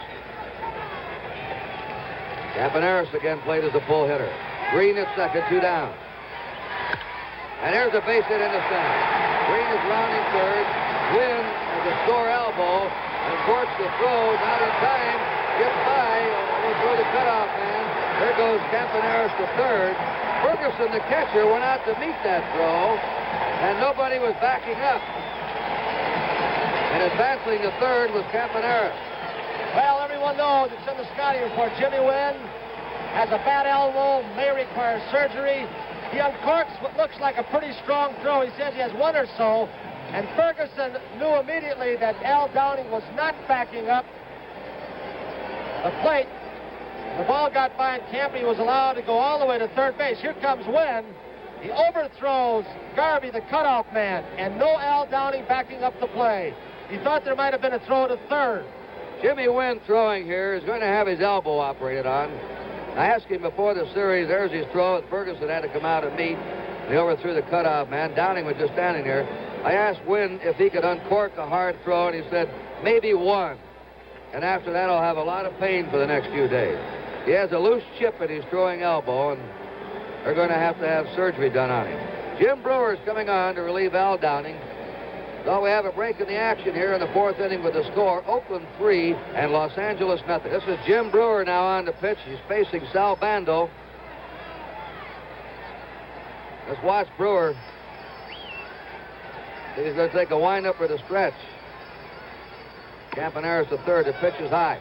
Tomorrow night, World Series game number 4 from Oakland.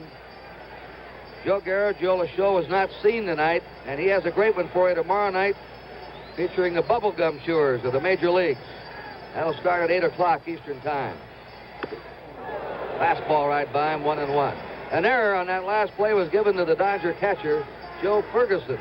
Tough error to have to take, Kurt. He ran up there trying to save the throw and definitely left the plate by 15 feet. Campaneris at third. 2 down. The A's ahead, 3-0. Watch Campy jockey for a lead. Bando is grounded out and walked. And that's a pop foul and back of the plate. Ferguson coming back. Just out of play. The Dodgers have not played good defensive ball tonight. Kurt Brewer is a little surprising, I think, to me, and probably to Bando. He's thrown in 3 straight fastballs, and he's known, of course, as a screwball pitcher, but he's come right at him with 3 straight pitches. Keep our eye on Brewer as he takes his windup. One of the pitcher's best weapons against that speedy runner on third. He'll look him back first before he starts. There he goes. Campaneris made a slight bluff dash up the line, and that's why Brewer backed off the rubber. 1 ball, 2 strikes. Count to Bando. Like his screwball, that's his pitch. But he missed outside with a 2-2 to Sal Bando, who's hitting third in the lineup. Campaneris at third, 2 down.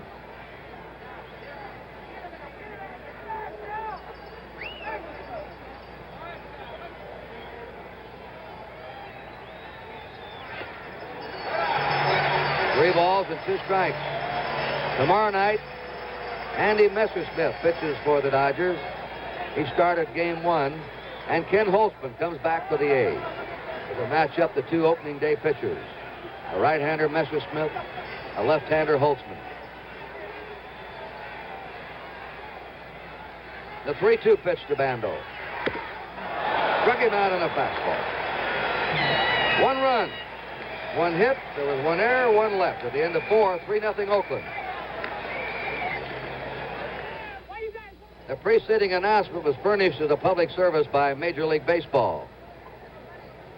Jim Hunter in the 5th inning will face Ron Cey, Bill Russell, and Jim Brewer.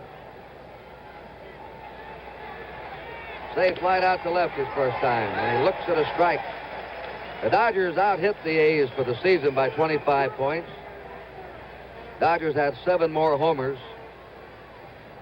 They outscored the A's, playing in 2 different leagues.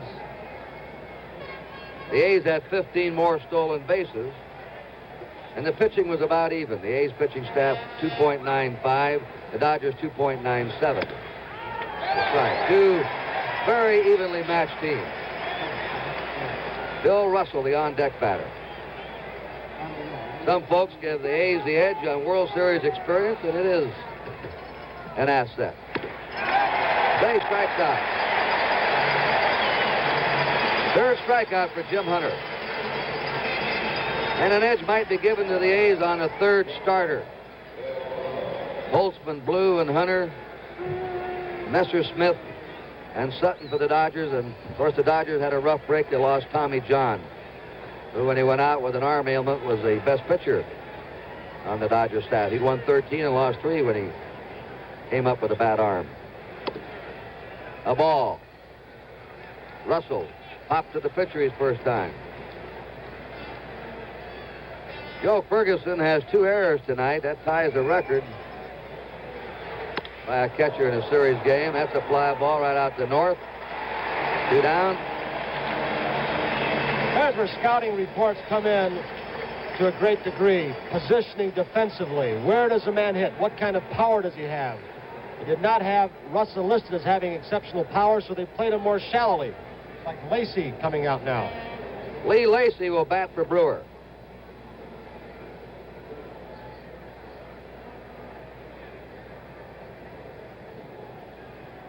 Jim Hunter is not a strikeout pitcher. He averaged just 4 strikeouts every 9 innings this year. He has struck out 3 in this World Series game. That's Charlie Huff, who'll be coming on to pitch in the last of the 5th inning. Bringing the knuckleball mitt with him. Yeah. Big, soft, flexible mitt that Joe Ferguson will put on behind the plate to better handle that butterfly pitch. We're waiting for Lee Lacey. There he is. Pee Wee, how are you? Pee Wee Reese, former Dodger captain, shortstop, gentleman. Did a great job with us here at NBC telecasting. I never met a finer person in baseball.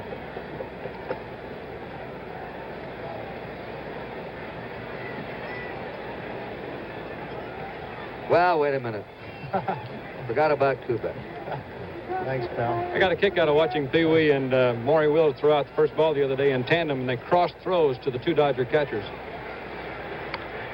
Foul ball. Dodgers have had a run of great shortstops. Pee Wee for years. Maury Wills. Now young Bill Russell, who seems destined to be a great one for the future.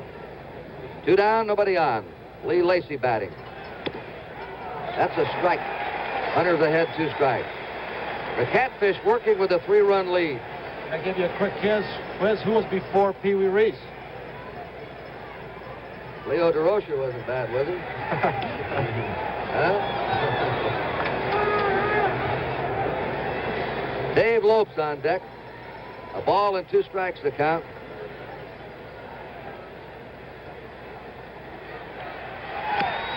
That's all, an easy inning as the Dodgers go quietly in the 5th.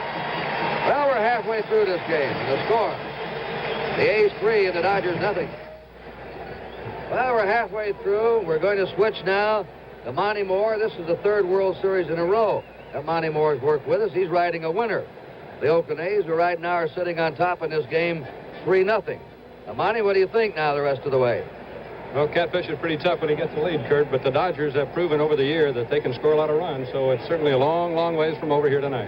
Tony, what about your comments the first half of this game? Well, I just think the ball game is being played much more aggressively on both sides in the first two. They seem to settle down from the World Series pressure, and we're going to see good baseball the rest of the way. Now, let's all sit back now and listen to the play-by-play of Monty Moore.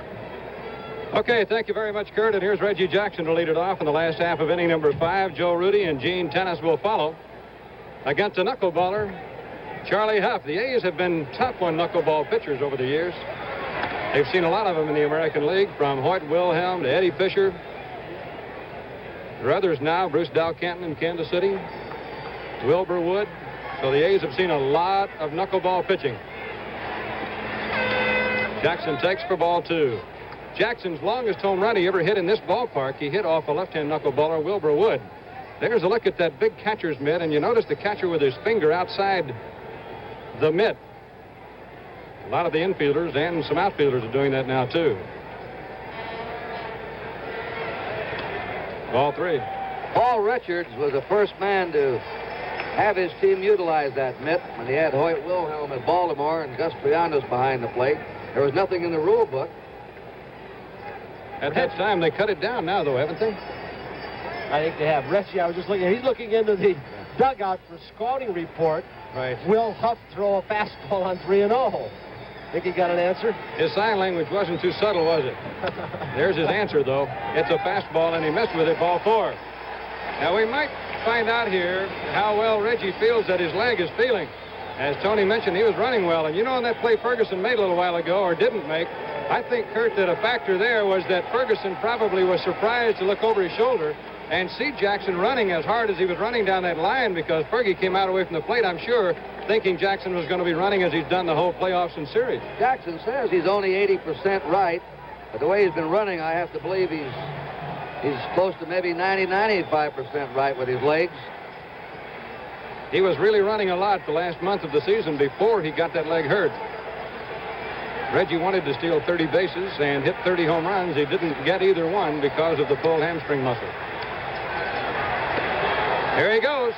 And the catcher drops the ball, and Jackson steals second. Well, we can take a look at him, I'm sure, from an angle here that tells just how well he was running. There was no contest. He started moving before Charlie Huff made his first move, and with a knuckleball, it made it more difficult for Ferguson with that big glove where the ball gets stuck in the webbing and you can't get it out. Big man with power, quite a player. Stole 25 out of 30 in the regular season. Hits home runs, knocks in runs.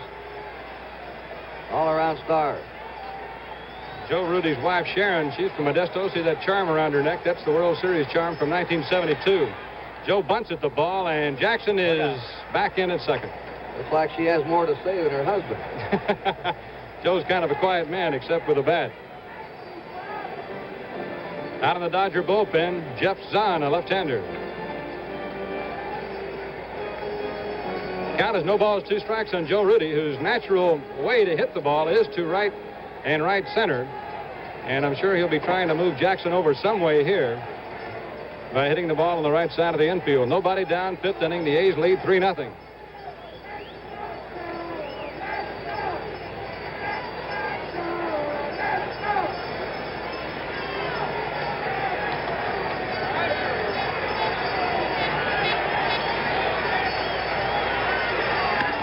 He got him.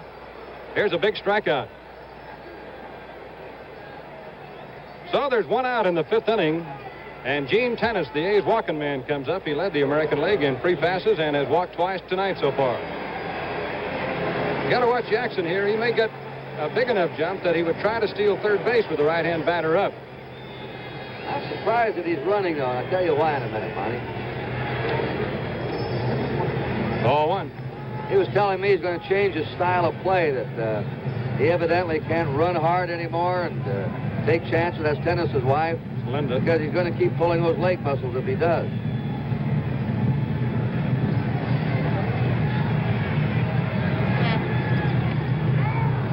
Strike call, 1-1. Well, you know, the national television cameras and big crowds have a way of turning Reggie Jackson on, Kurt. We've seen that before.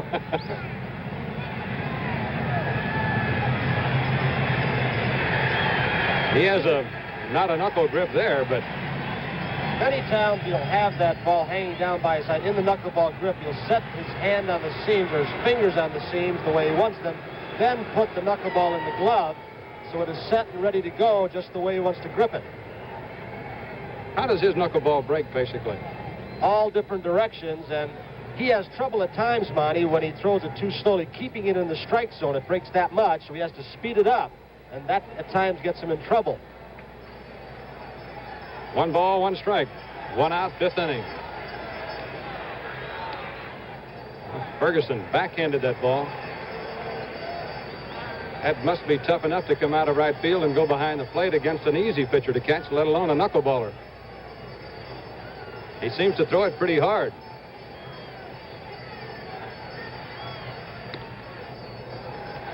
Three balls and a strike. Well, Gene Tennis might be looking for a fastball here on 3-1. If he gets it, I'd sure be surprised with that First latter base. part of the batting order coming up.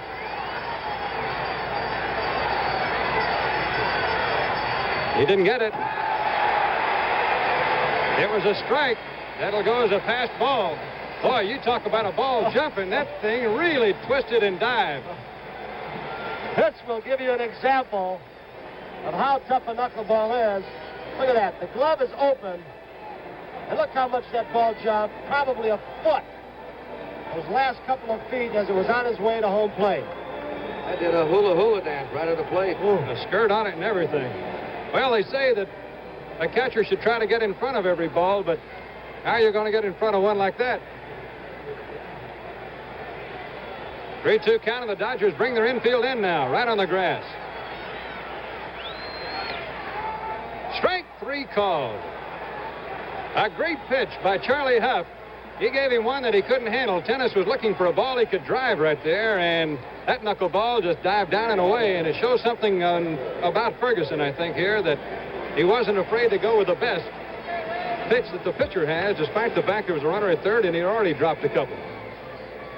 Monty, that last pitch, in fact, the last two almost hit in the dirt. So you can imagine as it crosses home plate, if it's a strike, in the opinion of the umpire, how far it's got to go down before it reaches that catcher's glove. 0-1.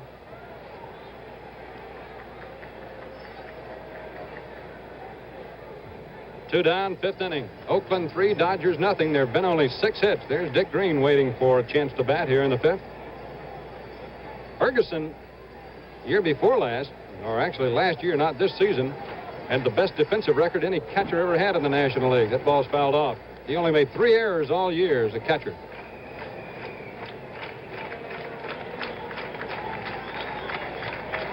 Reggie Jackson got on a walk, stole second, went to third on a pass ball. Huff has struck out Rudy and Tennis.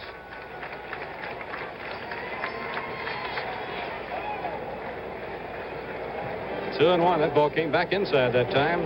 The A's scouting report on Huff mentions the fact that most of his knuckleballs will go down and away from a right-hand batter. Those were the big ones he threw to Gene Tennis. They were going down and away. But he's been back inside on Ray Fosse now for a couple of pitches.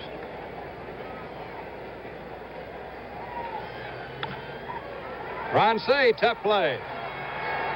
He made it, and that's all for the Oakland A's in the fifth inning. It's 3-0 Oakland.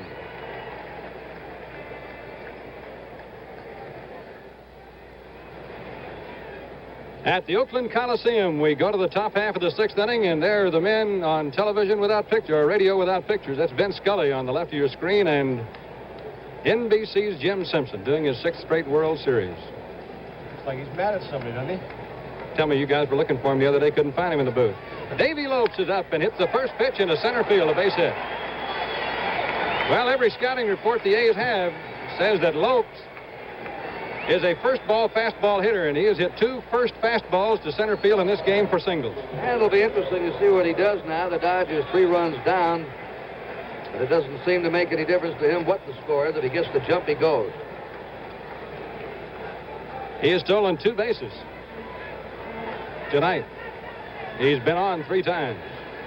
Bill Buckner has one of the most amazing statistics that I think any of the Dodgers have. He struck out only 96 times, but the fact that he went no longer than 2 games at any time without a base hit this year. That's a model of consistency. Dick Green in to talk with Catfish Hunter. Dodgers have been a good come-from-behind team all year.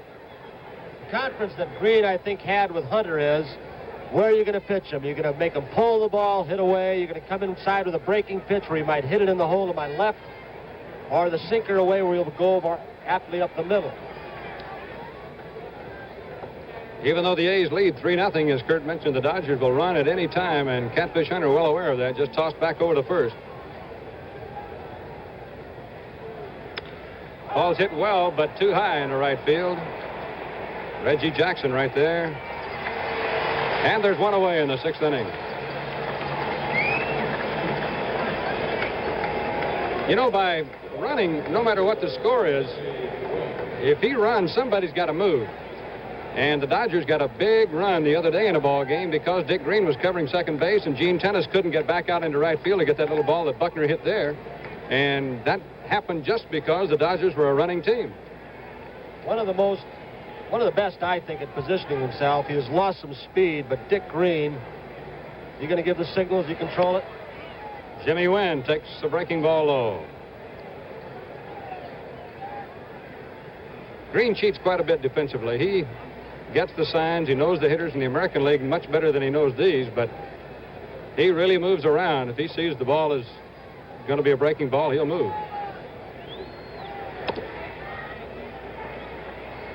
Ball 2. Just one of the best at that who didn't have any speed but was always there was Lou Boudreau. He played shortstop with the Indians. Gil McDougall. One out, sixth inning. Lopes has a big lead at first now. He's not going. Wynn hits in the air into left center field, not very deep. Billy North runs Joe Rudy off the play, and there are two down. Kurt, I believe you were in the New York area when Alvin Dark was playing shortstop. What kind of a defensive shortstop was he? He was good. He was a smart player. He positioned himself also. Good hitter. Handled a bat well. Went to right field. Played in 3 World Series. He was a champion. You just saw him whistle right there. He's one of the best whistlers I've ever seen. He could get the attention of any A's player on the field, no matter how big the crowd is, with that shrill whistle he has. We remarked Sunday, and you know more than anyone about this, he probably had the toughest managerial job in baseball this year. I don't think there's any doubt about that. And I think he's done as well as any human could have done this year. He's a very patient man. He's a Christian man, and that's been a big virtue for him this year. It's taken that because he's gotten it from all sides, the press and the players. But he set out in spring training to get this team into the World Series, and here they are. Steve Garvey, the batter for the Dodgers. Here goes Lopes. And Garvey ran up on that ball, tried to hit behind him. And the right side of the infield was empty for him. Lopes goes back. Pitchers do not like to have any hitter, no matter how good you are, step up in the batter's box on them. Takes away that breaking ball or sinker. You're trying to get it before the break on it. And I've known pitchers who've come inside after something like that. Yes, then he definitely went after Catfish that time. He took a couple of steps up there going after the ball. Got to be guessing where that ball is and guessing right. Drive foul off the right field side. Garvey hits the ball well the other way. Ball just jumps off his bat. He's so strong. Everything he hits is live, and it pops through that infield. He drives the ball hard. Davy Lopes, he's fast that he ran out from under 2 caps, his regular baseball cap, which he wears under his batting helmet. That's something the Dodgers started, I think, before anyone else, wearing those protective caps on the base paths. I think I recall Joe Garagiola during one of our games with the Dodgers. He brought that point up. Somebody had gotten hit by a thrown ball. It's mandatory in the American League now, is it in the National? I think it is. 2 strikes the count. Lopes stole second on this count earlier tonight. Hunter's been going outside to Garvey, and the reason is obvious. He can pull the inside pitch right out of the ballpark, and Hunter doesn't want to have 2 runs against him real quickly. He came inside on him, and it's fouled off. Cat once in a while can muscle up and throw the ball by you. A lot of people underrate his fastball. The Carolina Cat. The A's feel to a man that if they have a big game to win and they hand the ball to him, they've got a better than average chance of winning. Bando's going the short route for the final out to Dick Green for the force play on Lopes, and the Dodgers don't score in the 6th. It remains Oakland 3, Dodgers nothing. Andy Messersmith pitches for the Dodgers tomorrow night. But before that, he'll be showing his bubblegum talents on the baseball world of Joe Garagiola. A lot of great bubble gums. Well, you get the thing chewed up, like I say, it takes a good period. Depends on what weight gum you're using. If you're using a lot of gum, it takes, of course, a longer period. And then you kind of mash it around. Then you get it kind of flat, like this, excuse me, and push with your tongue. Notice the lip. Off the gum. You got a light lip. That's it. And then it's... All right, Andy. He's going to be tough tomorrow night, isn't he? Now, I haven't seen the show, but who you picking? Pachorik. I tell you, that's not bubblegum in his jaw right there. I like Lopes the way he opened the ball game tonight. Doesn't mean much for you, Monty. Here's Dick Green against the knuckleballing Charlie Huff. It's foul off. Strike 1. You know, maybe Messersmith's like Catfish Hunter. Catfish never chews tobacco on the mound. He chews bubblegum all the time, but the second he gets out of a game into the dressing room, he pokes his jaw full of tobacco. Inside, it's a ball, 1-1. And it looks as if Messersmith was enjoying something other than bubblegum in the dugout. There's the Catfish.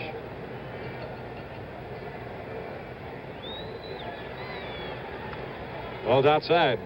An odd thing about the A's, since they've been in Oakland, they've usually had a better record on the road than they've had at home. But this year, the A's have been very tough at home. They've won 49 and lost only 32 at home. That was the best home record in the American League by any club. Green fouls this pitch away. The A's on the road this year were just one game over 500 at 41-40. The amazing thing about the Dodgers is they were just as good on the road as they were at home. They won 52 at home and 50 on the road. It's a great record.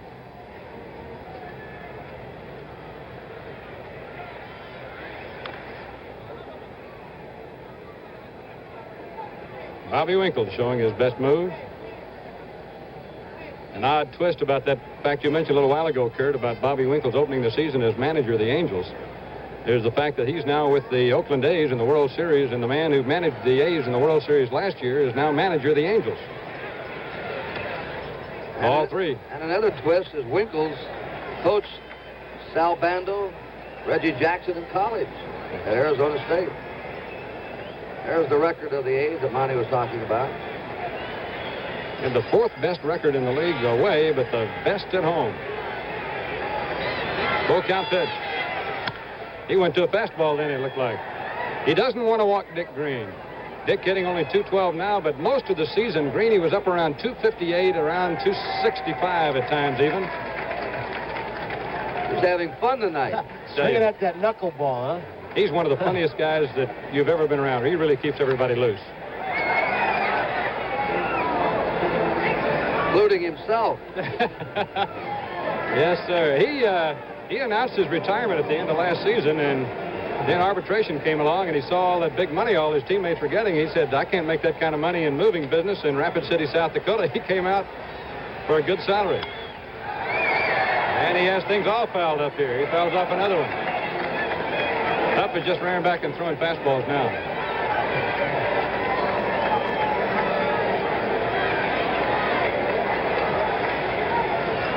Throw him another knuckleball for strike him out, break his back.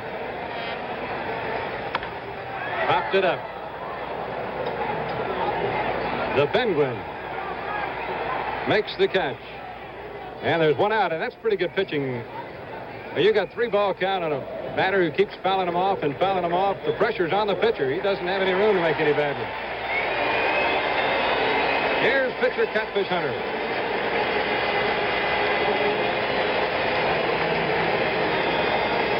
Part of the Oakland crowd, which along with that great crowd in Dodger Stadium for each of the first two games, are going to make this the richest player pool, I believe, in World Series history. Catfish ducks away. Ball one. No, he wasn't knocking him down with a knuckleball. But knuckleball, we look at it again. Started off way inside. Came back in, and you wonder why a catcher misses a lot of knuckleballs. It moves a lot, but another reason, that big glove, many times you put it right in front of your face and block your vision. Foul away, 1-1. You notice Ferguson doesn't give him a target either. He just holds the mid. He stays as loose as he can and up on his feet. He's ready to move either direction. Just trying to stay in the ballpark. Tell you a story about, you see him, we mentioned his finger out of the mid a moment ago. We'll tell you a story. 2 of the Oakland A's players this year were hurt as a result of their fingers being out of the glove. Cat fouls it back. The only 2 I've ever heard of. I'm sure there have been others, but Joe Rudy came in and tried to shoestring a ball in left field, and he plays with his finger out of the glove and just he tried to shoestring it, and dragged it along the ground, just laid his left index finger right back up against his wrist. He struck him out. Good low knuckleball that time. There were 2 down. And Dick Green was the other Oakland player to be out of the lineup as a result of an injury with the finger out of the glove. He tagged a runner in Anaheim, and the runner's spikes came in. Dick tagged him with the back of the glove up and took about 18 stitches in his finger. Billy North in this situation against a knuckleballer may try and beat out a bunt. And then we may see those legs go to work on the base pass if he's successful, and Say's looking for it. The whole infield has come in several steps. Surprised the first baseman's back behind the bag, though. Strike call. Not that much of a surprise. North very rarely has dragged the ball, even though yesterday here in batting practice, see there's a look at the infield. First sacker, Garvey's way back. North was working on drag bunting yesterday.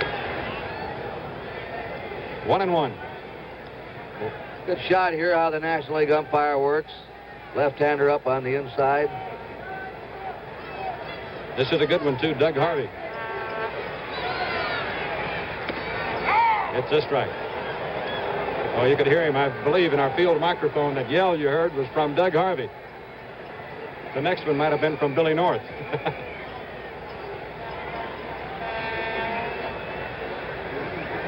This is the second World Series Harvey's been in. Well, these guys like North and Campaneris, Lopes, the good runners really try to get on base against these knuckleballers. Easy to steal on them.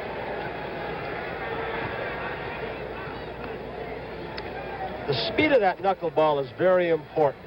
And sometimes a knuckleballer early in the ball game, when he first comes in, has difficulty finding the right speed for that day. You like to throw it into the wind more than with the wind, where the break is taken off. He got him. Charlie Huff is tough. After 6 innings, the score, the Oakland A's 3, the Los Angeles Dodgers nothing. Next Sunday, if we have World Series game number 7, we'll have a football-baseball doubleheader beginning at 1 o'clock Eastern Time. In football, you'll see Baltimore against the Jets, Cleveland at Pittsburgh, New England at Buffalo. Each team's lost only 1 game. They won 4 out of 5. You'll see the Patriots are undefeated, and Buffalo's won 4 out of 5. If the World Series is completed, then we'll have a football doubleheader. 1 o'clock, Baltimore, New York, Cleveland, Pittsburgh, New England, Buffalo. At 4 o'clock, San Diego versus Denver, Kansas City, Miami, Cincinnati, and Oakland, right here at the Oakland Coliseum. It'll all be on NBC Sports, #1 in live coverage of major sports events all year round. We're going now to the 7th inning, and again, Monty Moore. All right, Kurt, here's Willie Crawford against Catfish Hunter, and Cat misses low for ball 1. The Dodgers have no runs, 3 hits. The A's 3 runs, 4 hits. Crawford. Good speed, and man, is he built. Fly ball to center. Watch Billy North make this catch. Now he's going to go across his body. Many times he'll catch the ball down around that A right on the uniform. He plays shallow, doesn't he, Monty? Very shallow. He and Paul Blair in the American League play very, very shallow. They both can go back on the ball extremely well. North in the playoffs just outran a ball hit by Mark Belanger that might have turned the second game around. That's one of the best catches we've seen all year. The ball was definitely by him, and he just ran it down and caught it. That's from right behind Billy, from the low center field camera mounted right over the fence. Here's Ferguson. He struck out twice tonight. Called strike. Hunter now struck him out the only 3 times he's seen him. Ferguson hit that home run over the center field wall in Los Angeles, and North is still fairly shallow for him.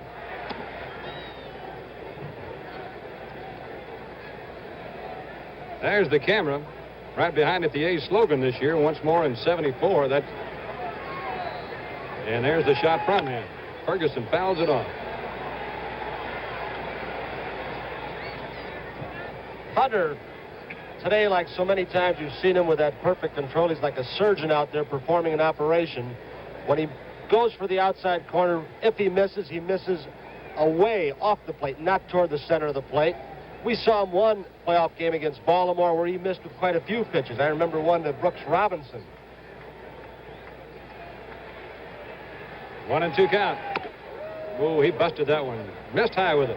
They have an interesting banner out in left field. Catfish, say it ain't so. Yeah, I saw that.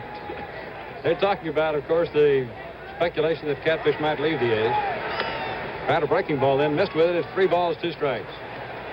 There it is. Catfish, say it ain't so. Charlie Finley says he won't leave. He'll be with him. Cat himself said yesterday, someone said, where do you think he'll be next year? He said, wearing green and gold, and who else in the major leagues has that color? He jammed him, and it's fouled off behind the plate. They decoyed Ferguson. Fosse set up down low and away. He tapped that glove high and inside, and Catfish hit it.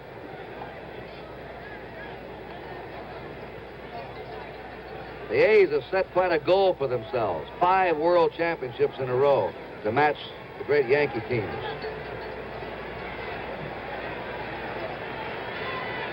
Three and 2 count. And he took a shot at that low outside corner of him. He had him 2 quick strikes and lost him, and that doesn't happen to Hunter too often.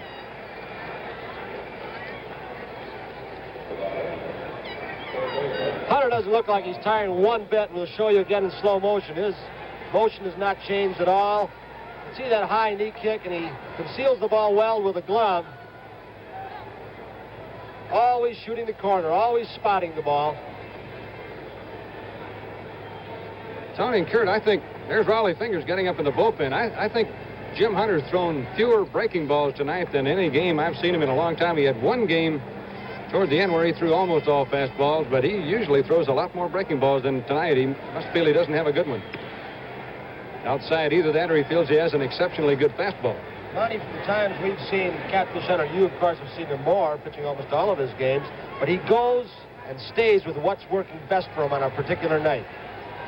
Ron Say and a 1-0 count to him is yanked foul by Tommy Lasorda at third base, off in the A's bullpen area. The two third base coaches in this series are very colorful and, I think, very personable people. Tommy Lasorda, Mr. Enthusiasm. They had him mic'd up on Sunday for the World Series film. They tell me some of it won't get on the film. Little low for a ball, 2-1. He got a little upset at one of the umpires. There's Yogi Berra with Casey Stengel. Red Shandings right behind him. 2 balls and a strike, and Sal Bando goes in to talk to Hunter now. Sal's a steadying influence on that infield. He's almost like having an assistant manager out there. Got Mike Marshall's up in the bullpen for the Dodgers.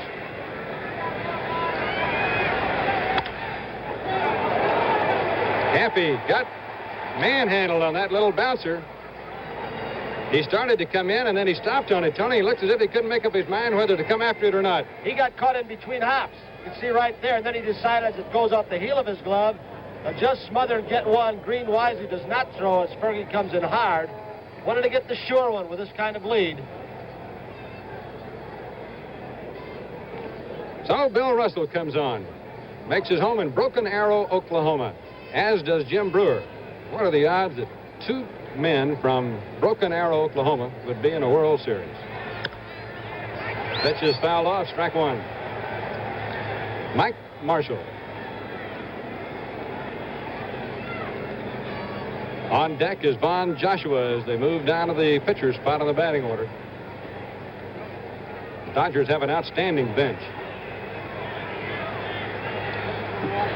There's a little looping base hit into left field. And the Dodgers now will bring the tying runner to the plate with 2 men on and 2 down in the 7th inning. Von Joshua comes up. And Bill Russell now is the only player who's hit safely in all 7 postseason games in the National League playoffs and in the World Series. Wes Stock, the pitching coach, who never makes the changes on the mound, goes out to talk to Catfish Hunter.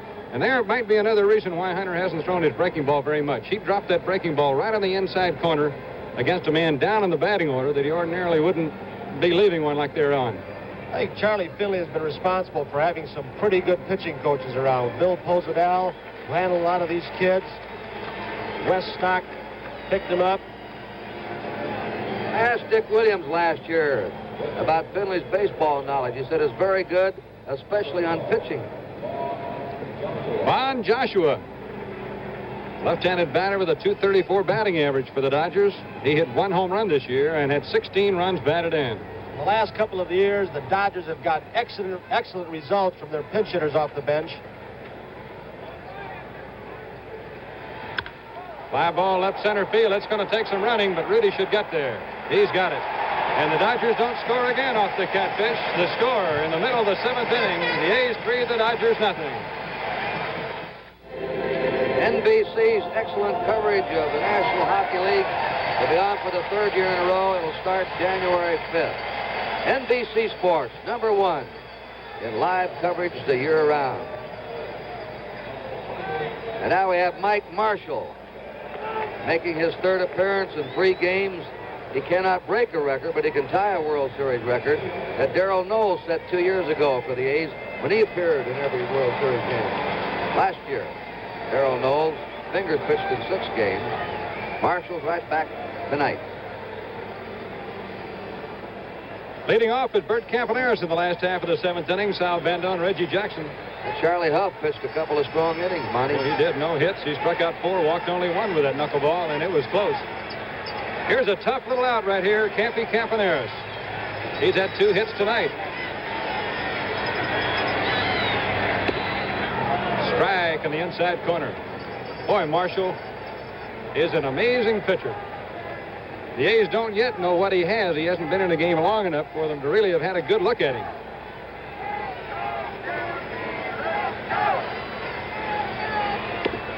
It's the screwball. They know he has one of those. A lot of the National Leaguers who've seen him often don't know what he has. Let's take a look at that screwball of Campy once again. And we've told you before, he has several different kinds. There you can see the one goes almost straight down. Back live again. Campaneris hits a grounder to Russell, and he throws him out. There's one away. Well, it's an off-speed pitch, and it goes down real well, and obviously he's mastered the art of keeping it down. Screwball pitchers that hang it letter high get hurt. Bando hit against him when Marshall was pitching with Seattle in its 1 year in the American League. Bando said Marshall was just starting to come up with that screwball that year. Bob Locker, a pitcher with the A's who's injured right now, has been disabled all year long, was with Marshall in Seattle, and he said he would really love to talk to Marshall now because they throw a lot of life. Locker throws kind of a twisting ball. Bando hits it to Ron Say on 2 hops, and he throws him out. Say has kind of a funny way of throwing that ball. He kind of pops his body right straight up as he throws. He throws more with his arm than anything else. A little waddle he has and everything he does. Look at the arm on Marshall. You've mentioned many times during the course of the year the number of appearances he's made, over 100 in the regular season. One of the reasons he has that kind of consistency, I think, is because he does not blow it down in the bullpen. He knows how to warm up properly. Here's Reggie Jackson. 2 out, 7th inning.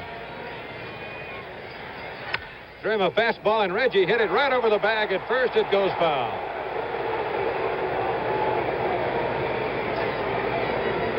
He puts it on for a foul ball, and he admits it. Reggie's always on stage. I'll tell you, he enjoys it. Center stage. One of the things I get a kick out of him, he's a tremendous fan, though. He follows the National League, American League, old-timers. He knows the averages of everybody. He's a great baseball buff. I'll tell you what, the first month and a half, 2 months of this season, he was the best baseball player I've ever seen. He was doing everything, hitting the ball out of the park. He was stealing bases, playing great in the outfield. I mean, he pulled a hamstring muscle in Texas going from first to third. Marshall goes with a fastball and misses low. It's 1-1. And then Reggie had some ups and downs the rest of the year, but it's hard to maintain the peak that he attained last year as the MVP, unanimously voted so in the American League. Once you're on top, it's tough to stay there.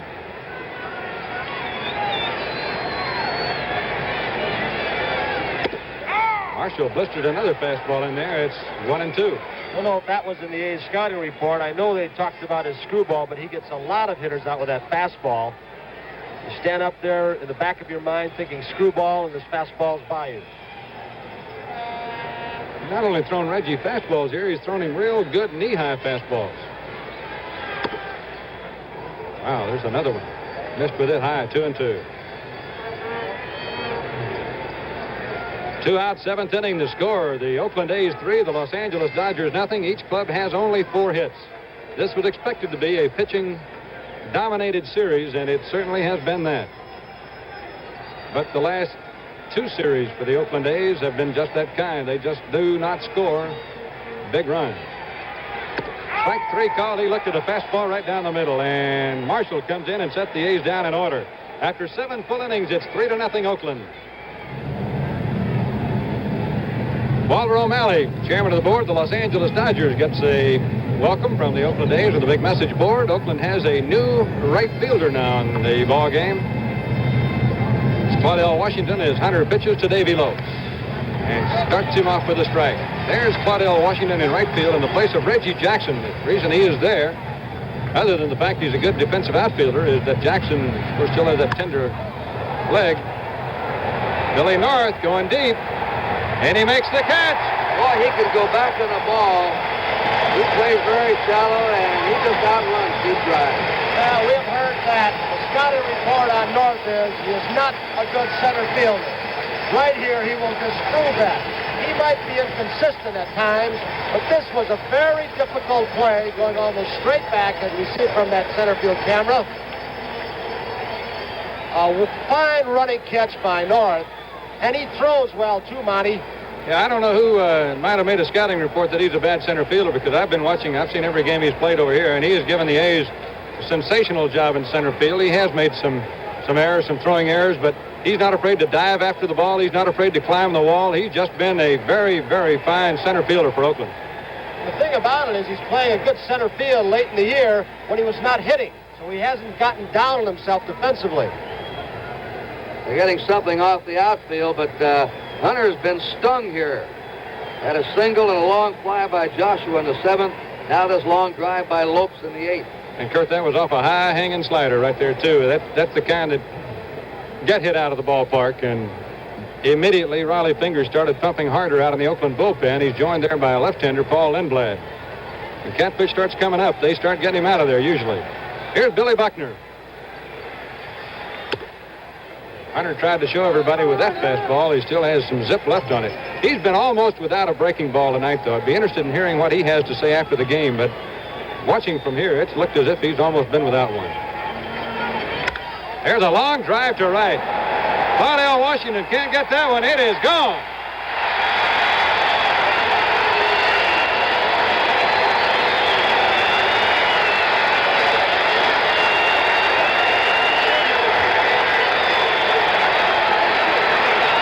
Bill Buckner hits his 8th home run of the season. He had 7 in the regular year, and that's going to be all for Catfish Hunter. That 2 balls in a row really drilled. He's called for the right-hander, Raleigh Fingers. Catfish started dropping that arm down a little bit, coming more from the side. Fastball may have straightened out, and we will once again not have a complete game for 16-7. How many is that? 17 consecutive World Series games. No starters. As he goes out. He is undefeated in World Series competition, but he's never pitched a complete game. Jim Hunter getting a standing ovation. We have a break in the action here in Oakland. The score on the top of the 8th now, Oakland 3 and Los Angeles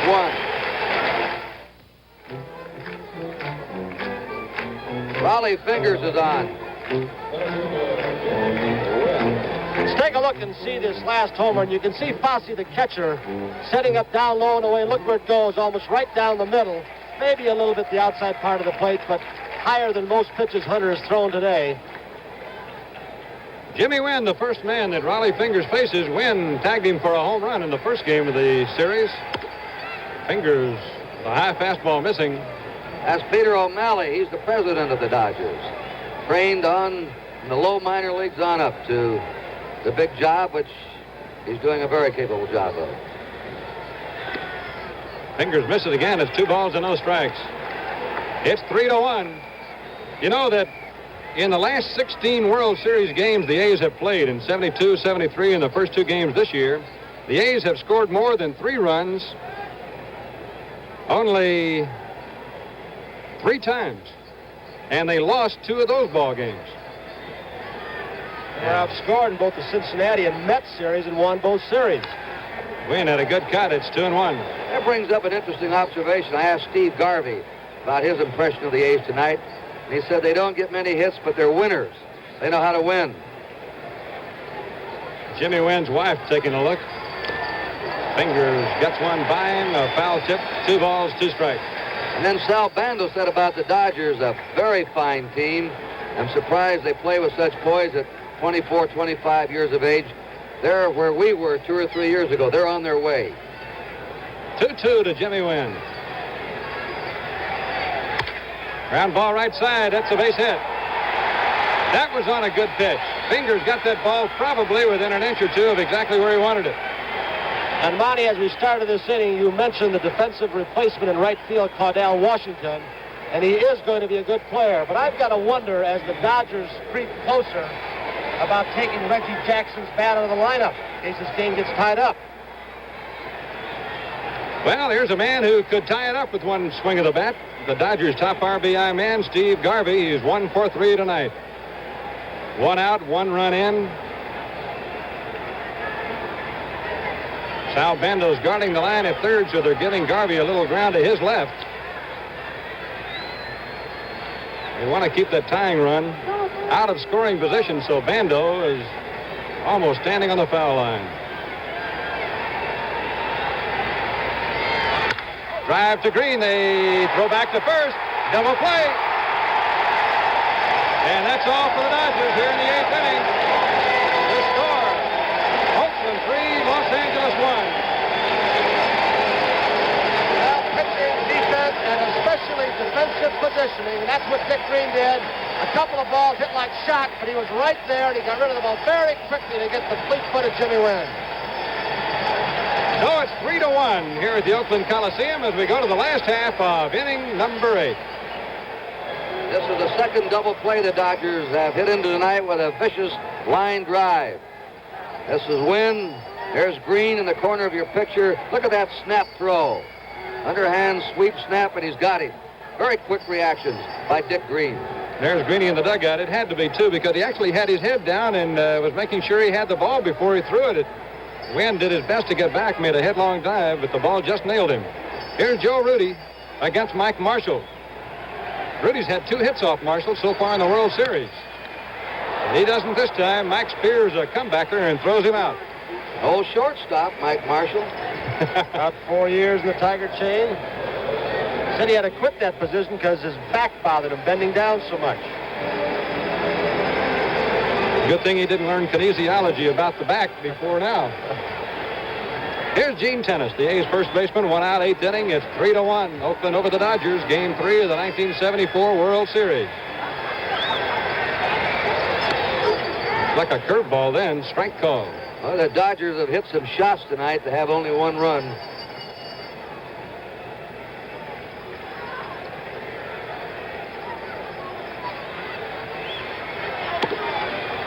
To another fastball, it's 1-1. Bonnie, the pitch prior to this last one, the one you said looked like a curveball, that's that crazy screwball that breaks away, which sounds impossible, but not so, from the right-handed hitter. Tennis drives it to left, base hit. Buckner gets it back into the infield. With 1 out, there's 1 on for the A's in the last half of inning number 8. Ray Fosse is the batter for the Oakland A's, and we're going to have a pinch runner now. Gene Tennis is being taken out of the game, and Hurricane Herb Washington, who was picked off by Mike Marshall in the last World Series game in Los Angeles.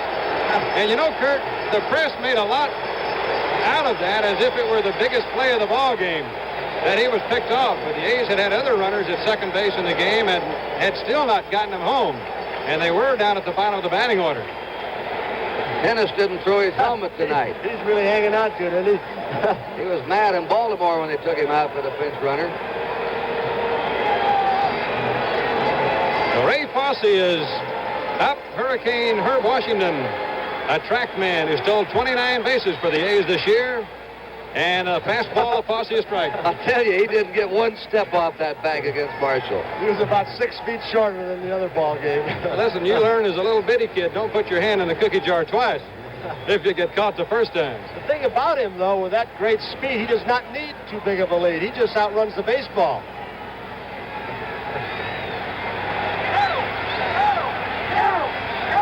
Fosse pops it up.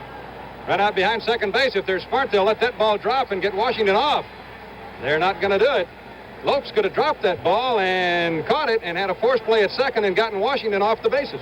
Somebody had a gag around the batting cage tonight. What was the president going to speak about? And they said the pickoff play, the first base.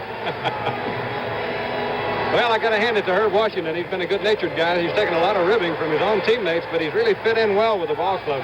They, after realizing that he was going to be around, all tried to help the guy, and I tell you, he can dish it right back. And when he felt part of the team, he started doing just that. And with 2 outs, I think they're going to let him take a shot at it. Get in scoring position for Green.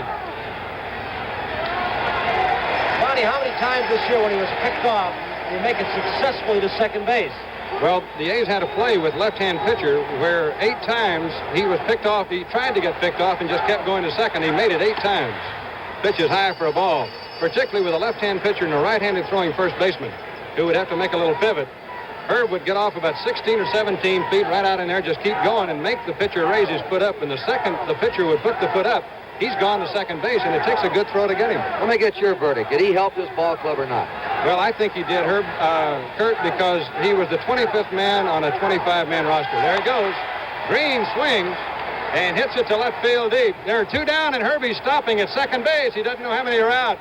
And this is what they talk about, not having the baseball sense. He could have been going and should have been going with 2 down, but he stopped at second. After 8 innings, the score 3-1 Oakland. Well, the A's have a new first baseman. He's Jim Holt, acquired from the Minnesota Twins a little after midseason by the A's. So it's up to Raleigh Fingers now. He'll have Crawford, Ferguson, and Say in the top half of the 9th inning.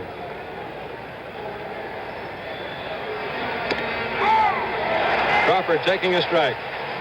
You tell me Holt's a good fielding first baseman. He is a very good fielding first baseman, and Alvin Dark feels that the A's are not weakening themselves all that much at first base when tennis comes out, other than Gino probably knows the hitters much better in the American League. Breaking ball misses. It's 1 ball and 1 strike.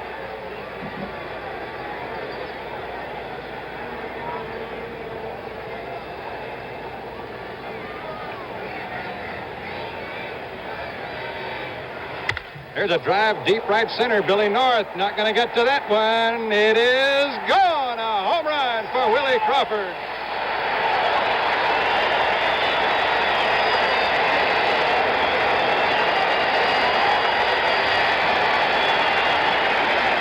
Willie Crawford just crushed that ball. That was a low line drive. And Billy North, the A's center fielder, hardly even took a step towards the wall. Here's that swing again. Looks like sinker ball. Not quite low enough and not quite on the outside part of the plate. He got all of it. Here's Ferguson. He'll be trying to hit one out of here. It's 3-2 now. Oakland leading by only a run. Three to two, 3 in a row. This was not over yet, though. Finger slider misses outside. It's a ball and a strike. The Dodgers have out-hit the A's 7-5. Breaking ball again. 2-1 to Ferguson, and Alvin Dark got to be having some anxious moments now. Walter Alston, realizing what a big game this one is. Dave Yeager with the glasses. Doesn't seem to be too rattled. He's smiling. Bouncing ball to short. Campaneris drops the ball. Didn't get him.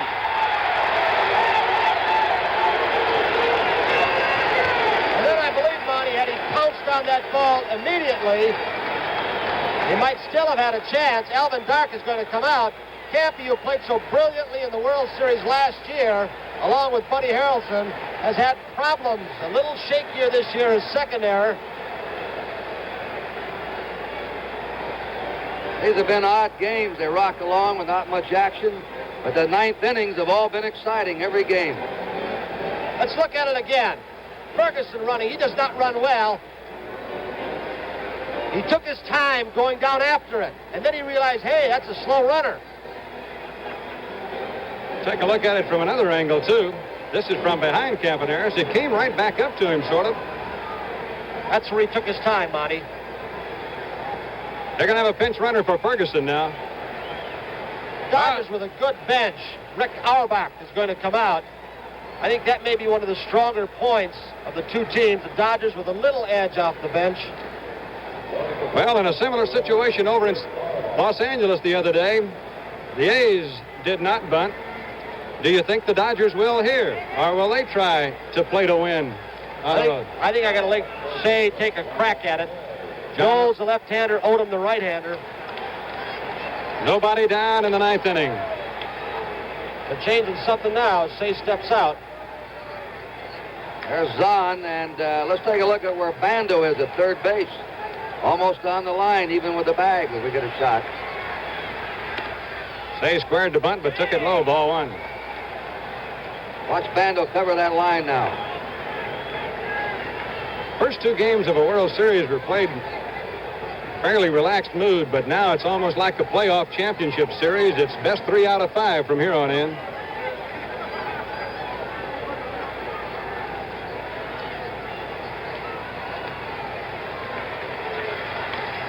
Bunts foul.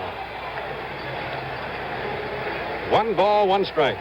In these 3 games, Auerbach going back to first. The Dodgers now have out-hit the A's 24-17.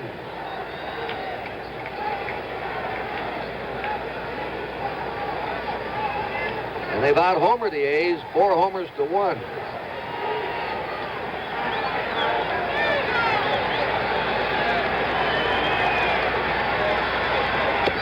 Breaking ball, he takes a look at a strike. That was the one to bunt, too. It wasn't that hard fastball. Breaking ball a little bit easier most of the time as you look at Tommy Lasorda. I think the A's will more than likely loosen up a little bit now with 2 strikes on Say. Bando's back maybe 3 or 4 more steps. He struck him out. Fingers, after that breaking ball for strike 2, came in with a very live fastball and out away from Ron Cey. So there's 1 out in the 9th inning. The batter is Russell, the shortstop, who's had 1 base hit. Dodgers have a pinch hitter on deck. One of many they have who can hit. That's Manny Mota. Now they're standing on the Oakland A's dugout steps. Jackson moving Claudell Washington in more shallow in right field. Sal Bando asked for time from the umpire. Sal can't get Claudell Washington's attention. Everybody in the ballpark, I think, knows they're trying to get hold of him but him.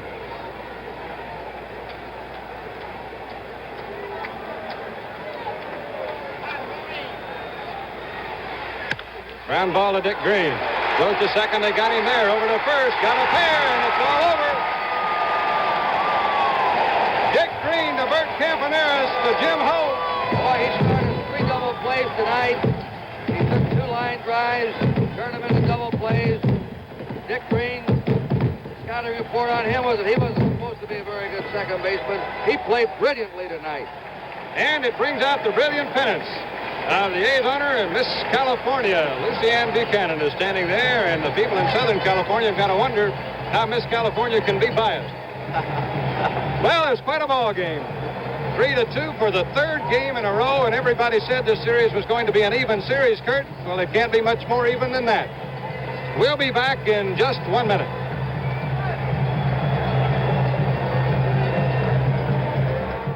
Jim Hunter's the winner. He's 4-0 now in World Series competition.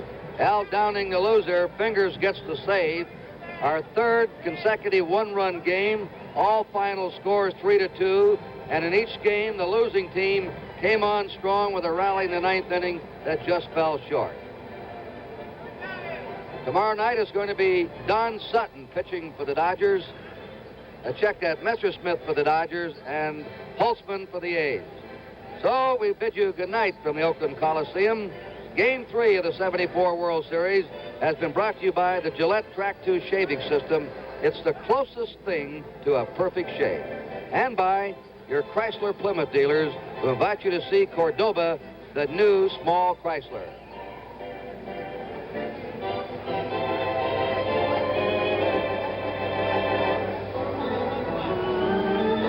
Tomorrow night, World Series game number 4 from Oakland, preceded by the baseball world of Joe Garagiola, right here on NBC.